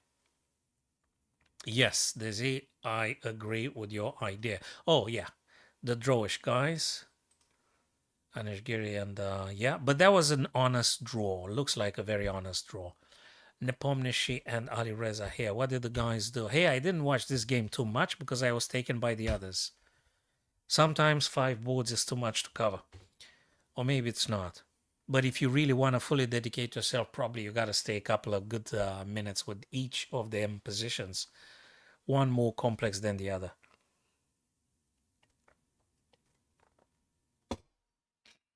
Okay. Queen to e5. What is he doing with queen to e5? Apart from keeping an eye on this guy. Defending sort of the bishop again in case knight and you want to move the knight on f6 someplace else. Hell knows where and why. I don't know. I don't know. It apparently went like this with a very isolated, hey, Alireza sacked an exchange. He sacked an exchange, rook e, and boom. Look, I think Alireza might have seen this bishop on e3 as being terribly dangerous. And he said, this is impressive. Look, Alireza is in the lead now. The guy has 3 victories, this young, very young Super Grandmaster. He actually plays something that came as a complete surprise, I think, for Nepo. This is impressive, man. You would say not on earth Black Rook's going to take your bishop, right? But if you look at the bishop, you actually notice that it's quite a super active piece. You can't really move the rook away from defending a7, that is. So takes and takes, isolated pawn on e. There you go. That's how you get yourself an isolated pawn, in principle attackable. which queen attacks straight away. Queen defense. Weird choices. I don't know what to say. Just looks so tactical and so difficult, so complicated. Maybe he wanted to stop a queen battery and bishop and stuff. Rook now to d8. You have to move queen. Oh, gee. Yes, he. Do you know why he did knight f4? The problem here would be bishop h2, right? Checking the king and taking the white queen. That would be the issue, right? Cool. Nepo came with the plan, which is knight f4. That means you could take my guy, but I will take your bishop. So you didn't do nothing of what you wanted to do. I'm not sure it's the most reliable or the best ever, but at least it's an idea. I don't know what you think about this, guys, but I guess it's an idea. It is an idea. Okay. I like it. And he played the knight, opening up the rook to actually do something active. And also notice, guys, that the rook on a1 cannot play on d due to the bishop. Actually, Alireza has 3 minor pieces that are doing a lot of headaches for Nepo here. 3 minor pieces. You have to be incredibly careful. There is like threats everywhere. Do you know what I mean? Also, I noticed that Alireza used quite a big chunk of his available time. I can see like he got like 70 minutes or something on the clock. You can see exactly the same. So he did spend some time. I think that rook takes e3, sacking an exchange, it wasn't very lightly taken. I think that's something he did some thinking before actually he took on e3. So now isolated pawn, you've got 2 rooks, but you guys tell me, how are you going to use your rook on a1? What are you going to do with that rook? You can't play on the critical d square because that's where you want to get your rook, right? You want to get your rook on the d file, right? Probably, I guess. Well, I think you're going to have to accept you're going just up to the c, unless you're pushing this, which is terribly pushing all the pawns up, leaving the white king quite naked. You got to be super careful about playing this kind of stuff. Now, this is something that is worth attention. A7 pawn to me looks completely peripheral. That doesn't mean a damn thing. Well, it means something, but you can't do this. I mean, that pawn is not important. I think you can say that pawn now is not that important. Because you got problems here with these guys. Also, knight f4, if you kind of move this guy, let's say you want to take the bishop, right? In principle. Let's see if they played. Yes, bishop c5 they played. Apologies. Yes, black played immediately bishop c5, which makes a lot of sense. Queen to c3 makes sense again. Oh my god. He's killing him. Bishop b4. Okay, I don't know what the hell to say. This is... Oh, man. And bishop takes on e, and rook takes. Okay. What have we got here? 2, 3, 5, 3, 2, 5. 5, 5 pawns, 2 minor pieces, queen, rook, this and that. White king is a bit more targetable than the black king. I think the black king is quite cool where it is at the minute. Queen played again. Queen e5. Okay. Queen b3. Okay, sort of like double attack on f7, which is double defended, but you once the once the black bishop on h5 had disappeared, f7 is being defended just once. So you might have an issue. You might have an issue with this after bishop had disappeared. So now Alireza has to figure out, what do you do about the f7 square? I think this is the question. This is the question. Ideally, this bishop, you would say, does an incredible job at stopping any rook or any piece going on the d, right? Rook or queen or whatever. It's great. But that bishop is not going to last for long, because I'm pretty sure the white knight would like to take the black bishop. So Alireza has to figure out something. I don't know. I don't know.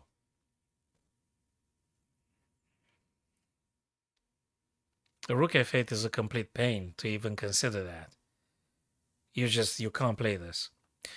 It's very interesting. And Nepomniachtchi has 1 hour 46 minutes. And queen b3 seems to be quite an issue. Queen b3 also defends e from the queen checks and stuff. Knight hitting the bishop, which defends f7. Again, rook f8 seems to be a complete pain to even consider doing.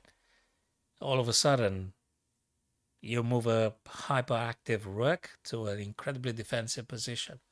So rook f8 is not very enticing here. Moving to fabulous games. Absolutely, absolutely fabulous games.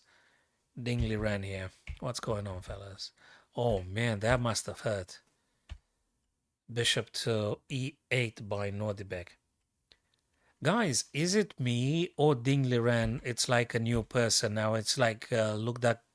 I mean, he's doing the attack whilst Nordibek moved almost all of the pieces are on the back rank. And Ding is just pressing and pressing and pushing and attacking and creating threats and stuff.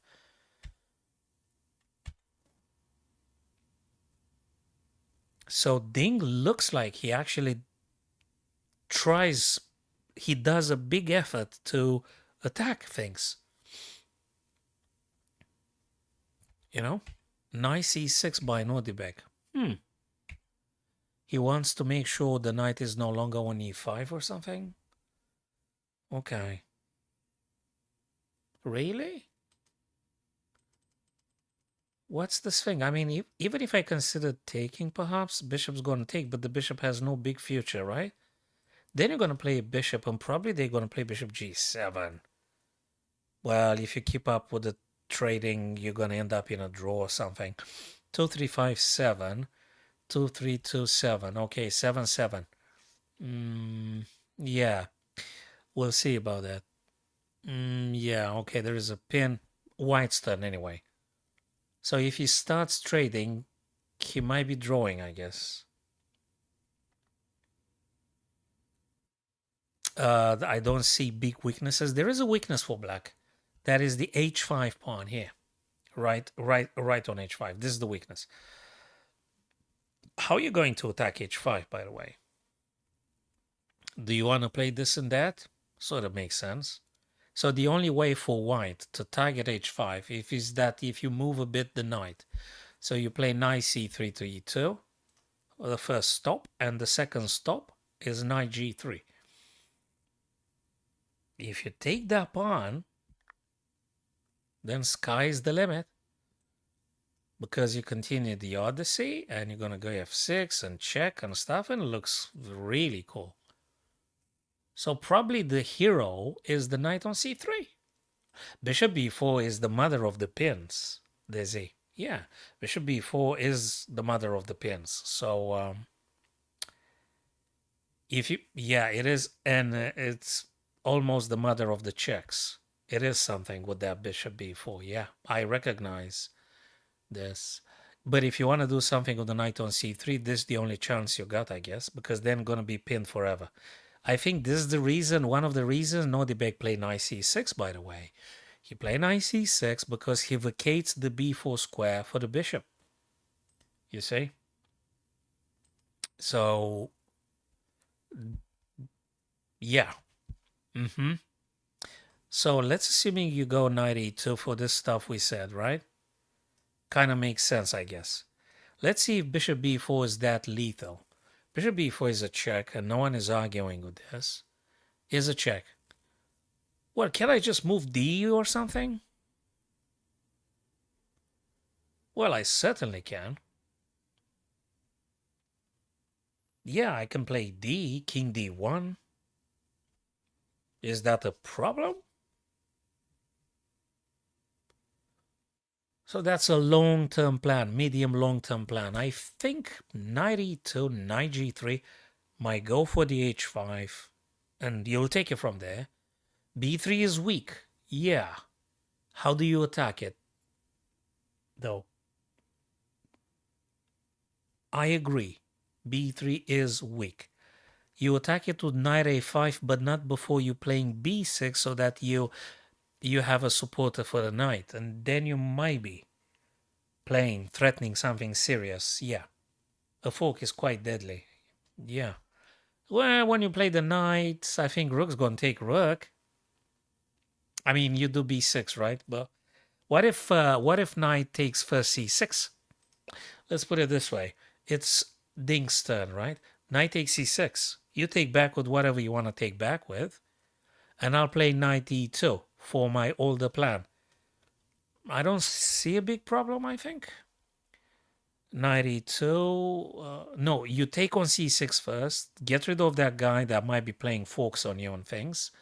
Then you go knight e2, knight g3 for knight h5 and things. Is that, do you reckon, is that playable? You think that's playable? I mean, it might be playable, right?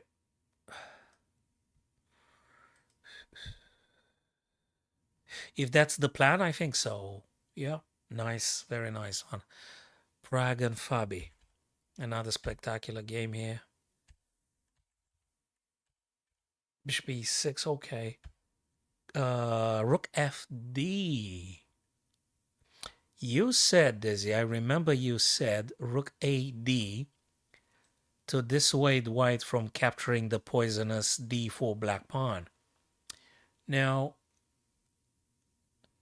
he played rook fd, not rook ad, which now makes me wonder, what the hell does he want to do with the rook on a? Is he planning rook c8? I don't understand that. Or is he planning rook battery? What battery? You're attacking your own guy. What battery is here? Well, maybe a5. Yes. Yes. Yeah. Yeah, you always have the best revelations. Yes, a5. Yeah. Yeah. That's it. a5 is the deal. He not gonna, yeah. He gonna use the d if necessary, which is kind of currently blocked. I think he plans on pushing a5 and opening the a for the rook. It kind of makes sense, I guess. Yeah. If a5 and if white were to capture, also there is the battery attacking a3 where the queen is and the rook. So the a5 move you suggested, Dizzy, is a superb one because it enacts the battery, and a3 is a problem then. Actually, I think this is the big stuff here that Fabi might consider. a5 is good in itself anyway. You just give that guy to leave a3 vulnerable, to make a3 vulnerable. Totally. That's why chess is so beautiful. Yes. Yeah. a5. It's one of those moves that seem to be doing kind of nothing, but actually they do so much. Yep. Yes, yes, yes. Fabulous. Absolutely fabulous stuff.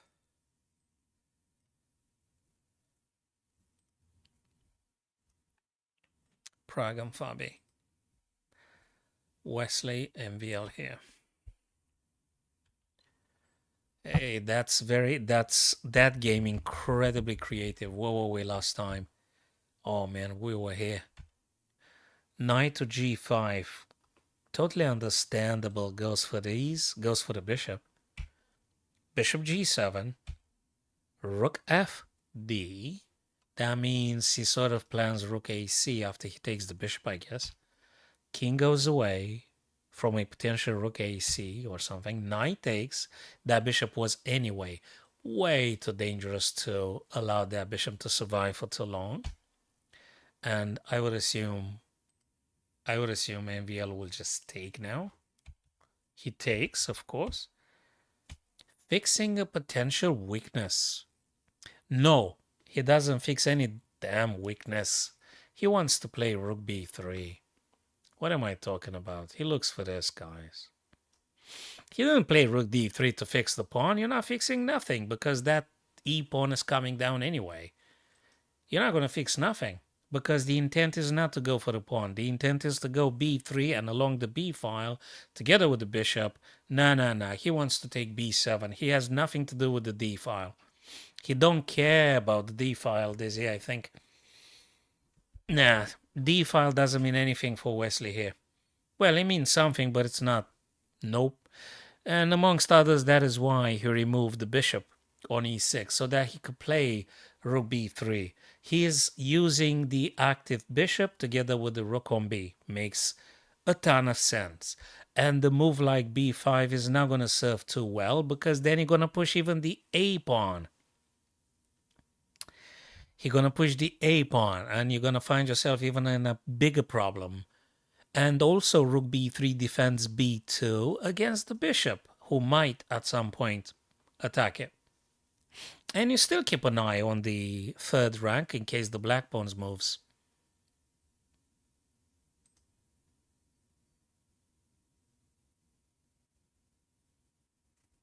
So he wants to play rook b3. And black played rook d7, exactly, as a prophylaxis move, defending also, and preparing some heavy artillery here. And e4, Jesus, e4. Ah, you can't take en passant, right? Because you're gonna lose your rook. So yeah, okay, rook c, which eventually might play rook c7, and white's turn to do. That rook c8 is a very insidious little move, because they want to go rook c2 though.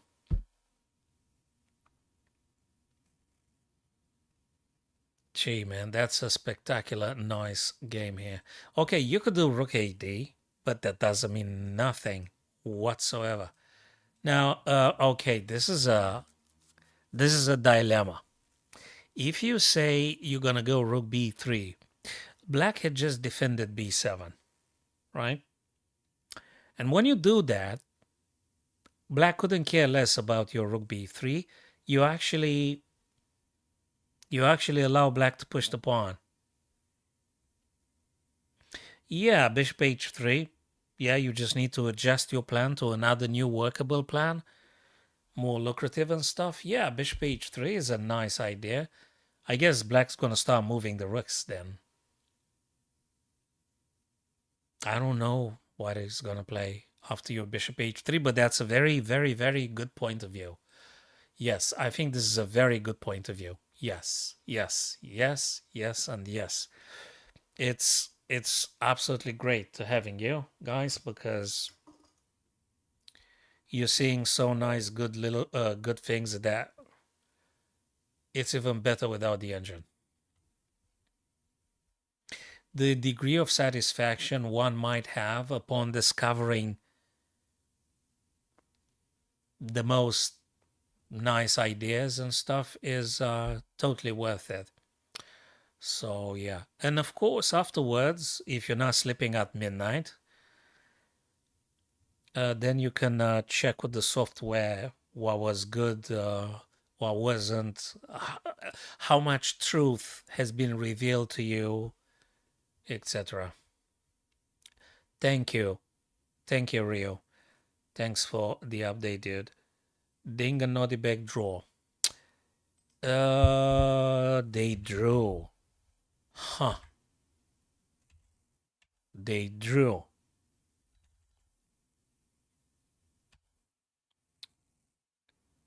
Just okay. You took a knight from a super active square to get to d3. He started playing. I'm gonna do something impardonable. I'm gonna put the stockfish. I want to know if knight d3 is the move, because I'm more inclined to say knight takes c6, and then perhaps you could go this way and go for this guy. Probably. Look, you notice they didn't want to, for some individual reasons, they didn't want to fight in this game. I mean, it's not very clear that much of a draw, right? It's an uncomfortable position. It's not very clear that this is a draw in the end. even if it's now looking like drawish and trade everything off and things. I mean, who knows? Maybe after 15, 20 moves, things are different. There's a bit of a weakness on the B. There's a bit of a weakness on the H5 solitary pawn. Okay, let's do something which we shouldn't do. I totally shouldn't do that. I apologize. What the heck is that? Wait, let me go to... Dude, knight d3 gives white almost +1. So ding. So knight ac6, I think it's an awful over move.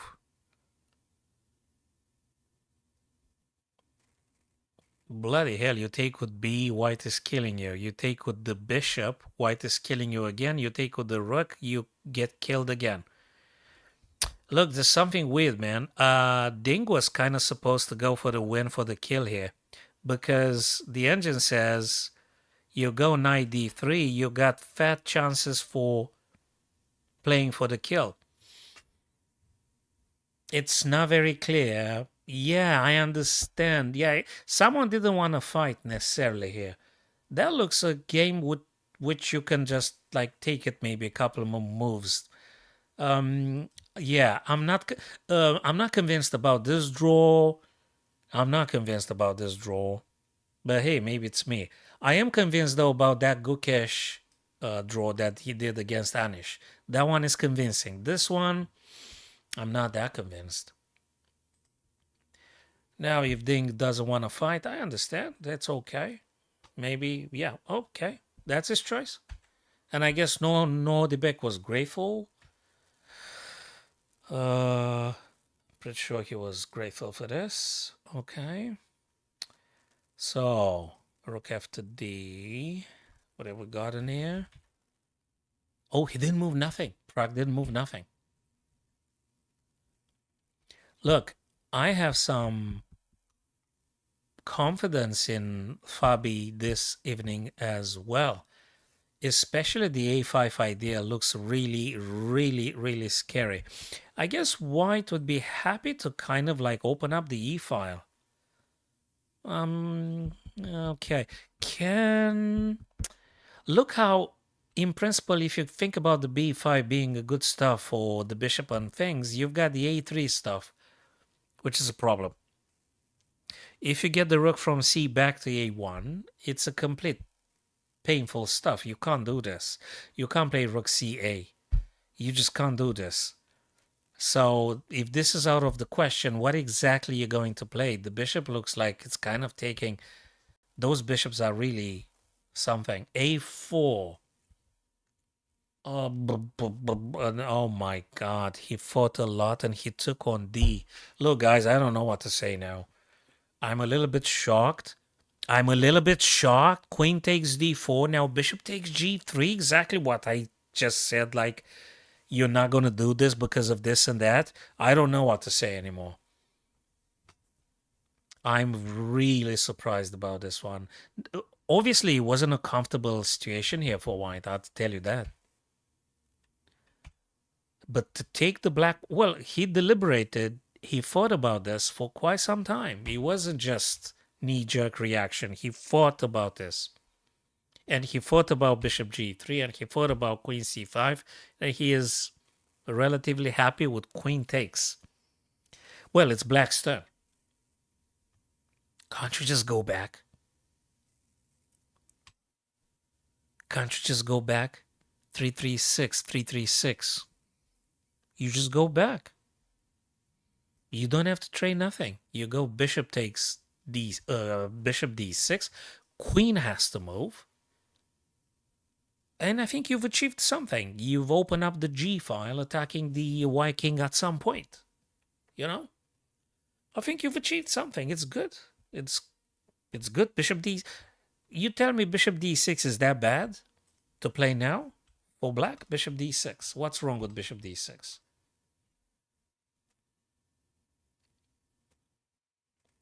Okay, now white has the middle pawns, the d pawn and the e pawn. They could just be pushed forward. I get it. And there is also some bishop c3. I don't know when, how. It's also doable. Bishop c3. Queen can move h5. After bishop d6, queen can move h5, I guess. Then bishop c3, and there is something. There is something. But bishop d6, no, I think wins a little bit of a tempo. So bishop d6 attacks the queen, right? You have to move the queen again. So where are you gonna go? You're gonna go queen h5? You're gonna go queen h5. Okay. I think it's the most active position for the queen. Are you getting trapped or something? I don't think so. I think queen h5 is okay. I don't know. Now I can't think of anything else than bishop d6. I refuse to trade queens here. I can't trade queens here. I may just very well shake hands and do what the other guys did. There you go, bishop d6. You gotta be a serious player. You can't just draw here. Bishop d6. You fight. Bishop d6. Yes, so you win a bit over tempo. Queen has to move. There is no other way to be dealing with. Forcing, bang, queen h5.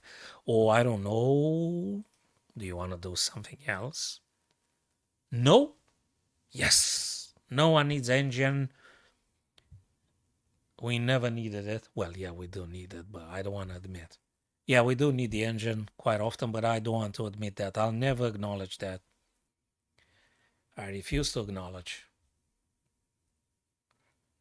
We do, but I refuse. But yes, we do in the end. A little bit contradictory, but that's the quality of the truth. It's contradictory, you know.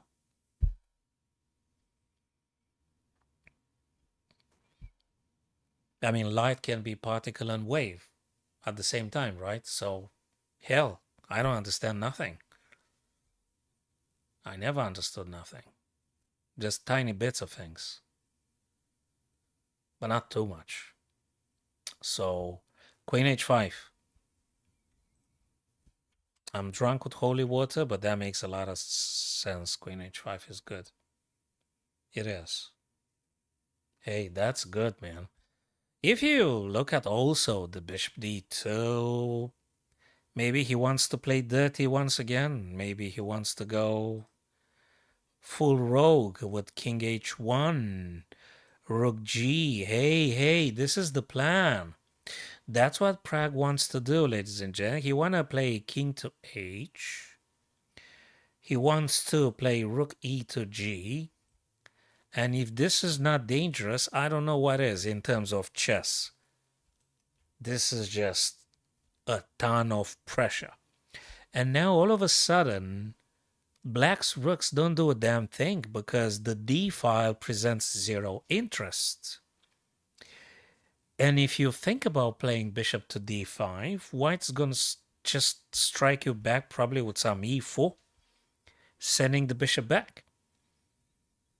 And I don't know what to say. I think now Prague is quite cool. I think he was courageous. I think he went boldly, not without hair, just boldly in terms of courageous. He went boldly,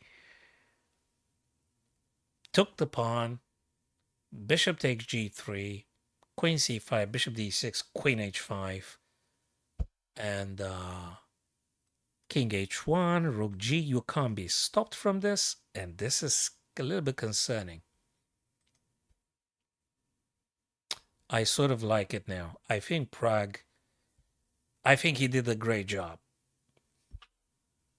A very good boy. He did very good.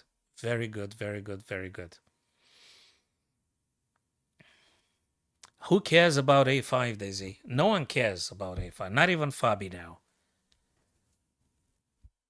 Not even Fabi. I don't think a5 presents no interest no more. It might be something, but is it really the priority now? If you think about king h1 and rook g, who cares about that pawn? It is playable, but probably not now. Yeah. Fabulous, fabulous, fabulous. Splendid. That's something we gotta go back. Wesley MVL here. What did the boys do? Let's see. Rook AD. Well, what would you have done with the rook on A1 anyway? Rook C2, I did say Rook C2. I did say Rook C2 because it makes all the sense in the world. Rook D to trade off. Takes and takes. There is a pawn in the back. Probably you don't want to push it now, but this passed pawn is very annoying. This guy, and I guess the kings will be marching, but when he pushed the pawn, can't you just do this and things? Yeah, but is this? Bishop F1. And in the minute you take this guy, you either put yourself in a pin with the bishop if you take first, or if you take with the rook, rook takes, and bishop takes the other pawn. Maybe ultimately this beautiful game is going to become a draw. 3 to 5, 3 to 5. You have that guy being captured, b2 being taken. If you trade bishops and stuff, probably a draw. But I have to say, Wesley and MVL really tried their best. They really fought for this. It was something. I think this was something cool, really cool. Anish Giri Guk. Oh yeah, that's the draw, guys. They drew the first. Nepo Ali Reza. Uy. That's the F7 we did say. Bishop G6. How is that solving the problem? Desi, do you remember? We discussed about this guy being taken and the F7. And he took. And now he took. That was indefensible. That was indefensible. And Ali Reza said, I'm not going to move my rook from the D to F only to defend. This is inconceivable for these guys. So king moves, and he's going to play like this with 4 pawns versus 5. And somehow Nepo seems to get back in business. Someone should give him a doner or a big sandwich or something now, because the lad needs it, I think. I think he's going to eat 10 burgers after this. Or 20. I would, probably. A vegetarian burger for Ian Nepomniachtchi. You know, just to be in the trend now. That's the trend. Vegetarian doner. I heard people do that, so why not? It's okay. It's fine. I shouldn't have said that. I shouldn't have said that. I shouldn't have said nothing. You don't have to say nothing. You don't have to say anything. I think today is good not to say anything. Just don't say nothing. That's the safest. You don't say nothing. Who knows what the hell you're thinking? No one cares anyway. No one cares anyway, so you shouldn't say nothing. Rook D2.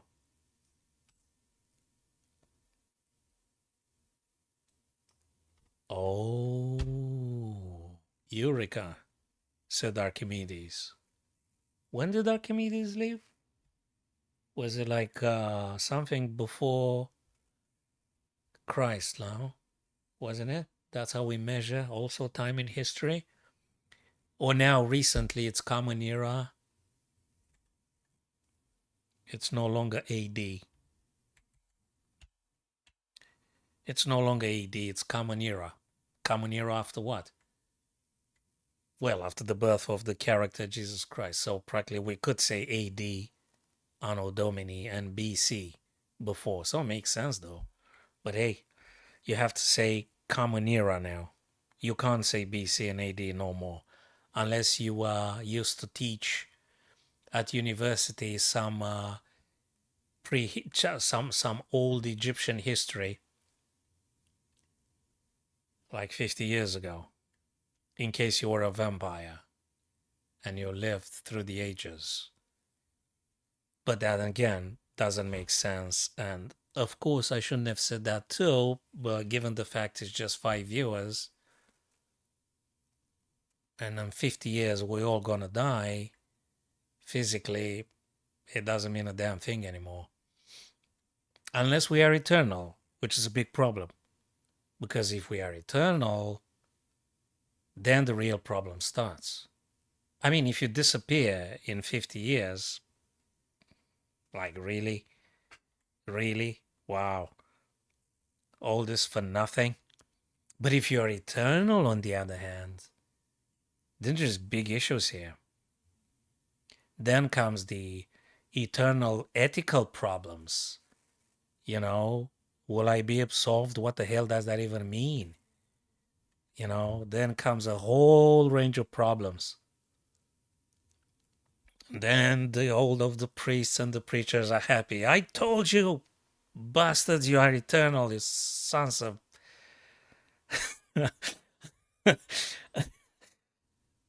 Told you you're eternal, you bastards. Now you have to. You have to be punished now. Oh my days. Yeah, I think the problem is with the eternity, not with the finitude of the perceivable physical life and stuff. Anyway, not necessarily chess. I mean, it is chess on a grander scale, but we should be re-seeing, guys, the Ingmar Bergman's films, and I think the Seventh Seal. We have to see the Seventh Seal again. He was deaf playing chess with that crusader. I used to know the actor's name. I used to know the names of all the actors in Bergman's film, but I've forgotten them. So, but I remember the Seventh Seal. He was deaf playing chess with the crusader. So it is related to chess, actually. I'm not talking on-chess crap. I'm talking chess crap. So I think it's good in the end, you know, on the grander scale. So it is about chess, the Seventh Seal. Ingmar Bergman, in case you haven't seen, guys. I'm talking about serious films, not BS from Hollywood, all right? I mean, every now and then they might do something, but it's just complete nothing. Okay, yeah. I've forgotten. I wanted to say something, but I've forgotten. And whatever I said, I shouldn't have said. But hey, that's me. I shouldn't have said nothing. So, bishop takes f7, king goes to h7. Yes, it is completely laughable, Dizzy. I am. Yeah, I am a bit laughable. Not too much. You have to take me seriously. But if you smile or laugh, okay, I think I'm going to accept that. After all, 5 viewers, it's absolutely the magical number. If you were like 5 million, I wouldn't have sent a damn thing because I wouldn't have dared. But if it's 5 people, who the hell is watching this anyway? So 5 folks, don't matter. 5 million, oh sugar, I can't see a damn thing anymore. But, you know, that's how it works. You got just 5 guys, can say whatever the hell you want. You're gonna, you know, may die tomorrow. It doesn't matter. 5 million people, oh man, my bloody reputation. I was supposed to be a serious person. Bishop takes f7, check, king h7. And Ali Reza did spend a lot of time thinking. 1 hour, 25 minutes. Rook d2. Colluding with queen g3 is as deadly as it can get because Desi, you're referring to the g2 checkmate. I would resign and I would cry. Rook d2. No, I would cry first, then I would resign. Or both at the same time. I think I can cry and I can resign simultaneously. I do this every day when I'm playing bullet chess and I win 5 games, then I lose like 55. or 100 games, I just cry, and I resign. Yeah, so I would do them both at the same time simultaneously. Rook d2 is something, I guess. It is. I can see the threat. How do I defend? If I was an Aikido master, I would know how to defend. But since I only like Muay Thai, I can only strike. I mean, just chess wise, because I have no clue about any martial arts. So, Rook d2, Queen g3, that makes sense.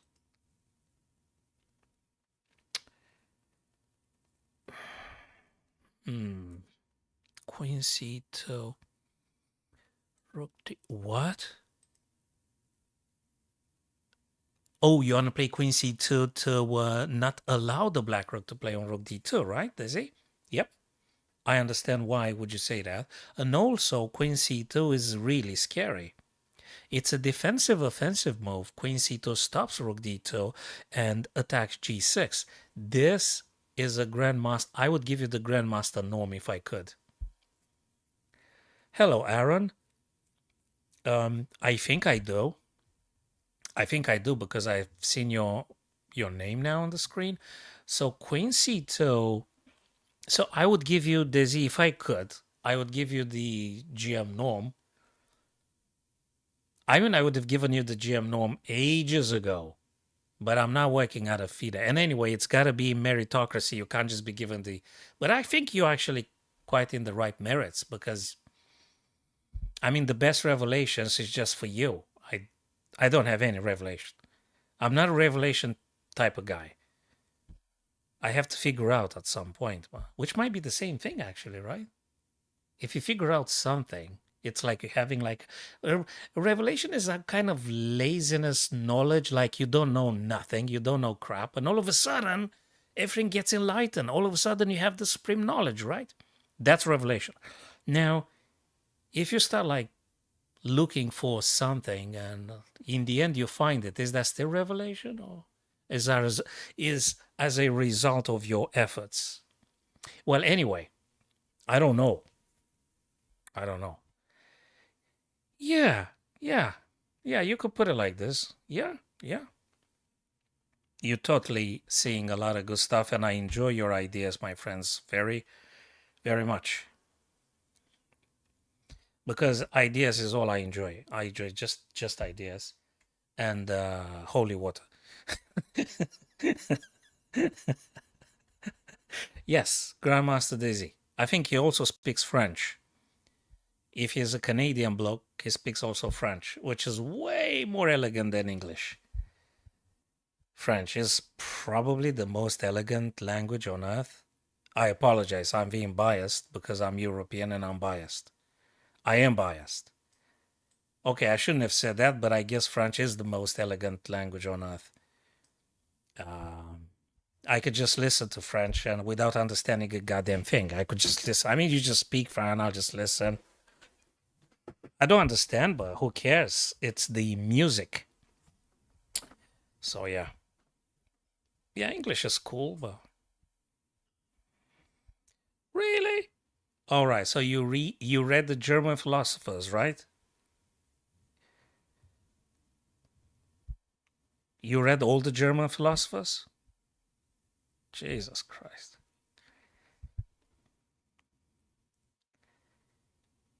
Oh yeah, yeah, there was that guy, right? That guy wrote about some philosophical ideas. Yeah. Not yet? Okay. I thought you had like a you sounded like you have a PhD in German philosophy. That's why I just said I say, hey, this guy, he knows French, he knows German, English, everybody knows it from China to Venezuela. So I mean you sounded like a PhD in German philosophy type of person in there. I hope you take it as a compliment. If you take it as an offense, I mean I can apologize to you. I could apologize to you. What else? I mean you could be offended, of course. Some kids in a primary school were offended by the kiss of death expression when a colleague of mine explained to them the checkmate with king and queen versus king.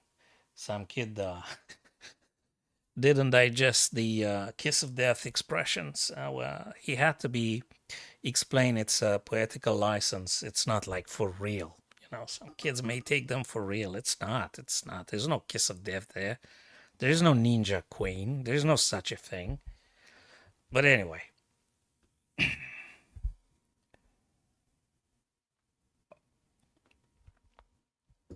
Bingo. Hey guys.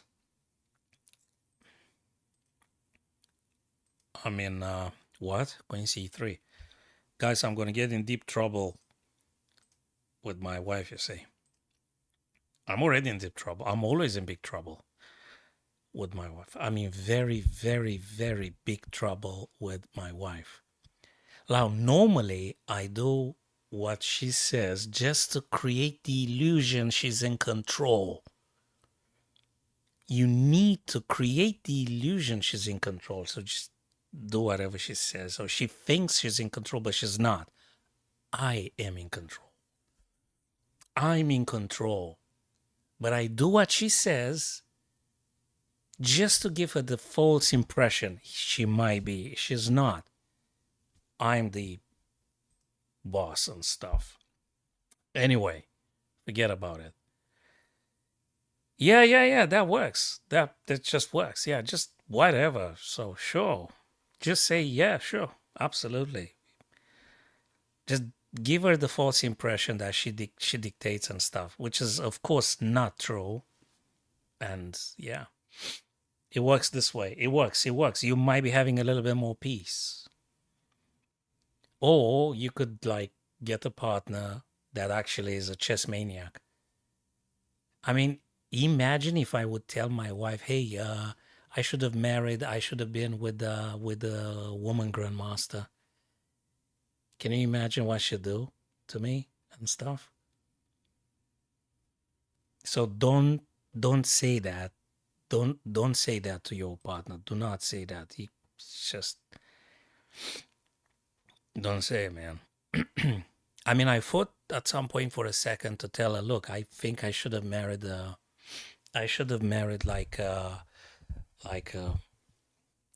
FM FIDE woman master and something like that. But if I say that, I'm not gonna be ever on a stream. I mean, that might be my last stream anyway. But I'm just saying, you know. So you gotta pay attention to these things. All right. Anyway, it's too much sometimes, man. All right, cool. Ali Reza. Bishop F7, check. King moves. Queen C3. Guys, these people are going to be playing until midnight. Yes. But, I mean, it could be, but probably I will come back eventually. I hope, I mean. We'll see about that. I'll update you guys via the social media. Or I got 10 followers. I have 10 followers, and I'll let you guys know. I'll give you hints and tips and tricks. Living with a non-chess person. Living with a chess addict living with a non-chess person. Man, you better take a chess person. If you take a non-chess person, gonna be... You do queen trade, man? What? Queen trade, let me see. Queen c3. Yeah, sort of makes sense. Why the hell did Nepo play queen c3 anyway? Why did he play that? He wants to have isolated pawns all of a sudden?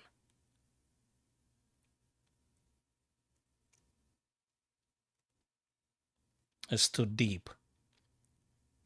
Well, nothing's too deep. I mean, it is, but I don't have to say it is. Queen c3. Queen takes, b takes. A-C-E, isolated ponds everywhere. Huh. Yeah, I think you kind of have to take. And it's interesting that Ali Reza actually spent so much time thinking. Hmm. It is definitely slightly surprising. Yes. Yes. Yeah. If you manage to make it through those guys, yeah, it's a sort of pass pawn. Yeah. Yeah. This bishop is the most ideal bishop ever. I think as soon as the queens come off the board and things, I think that bishop would be quite valuable. But the knight can give a little bit of headaches. Depends how you maneuver the knight. After queens come off the board, that is. Okay. Oy. So, Desi, guys, if you care about my life, I will have to stop the stream now for a while, and I'll be returning back tomorrow, my dearest friends. And hopefully, I'll be back tomorrow. I will. So take care of you guys. Really take care of you, and grateful for your presence. And we'll see you guys tomorrow.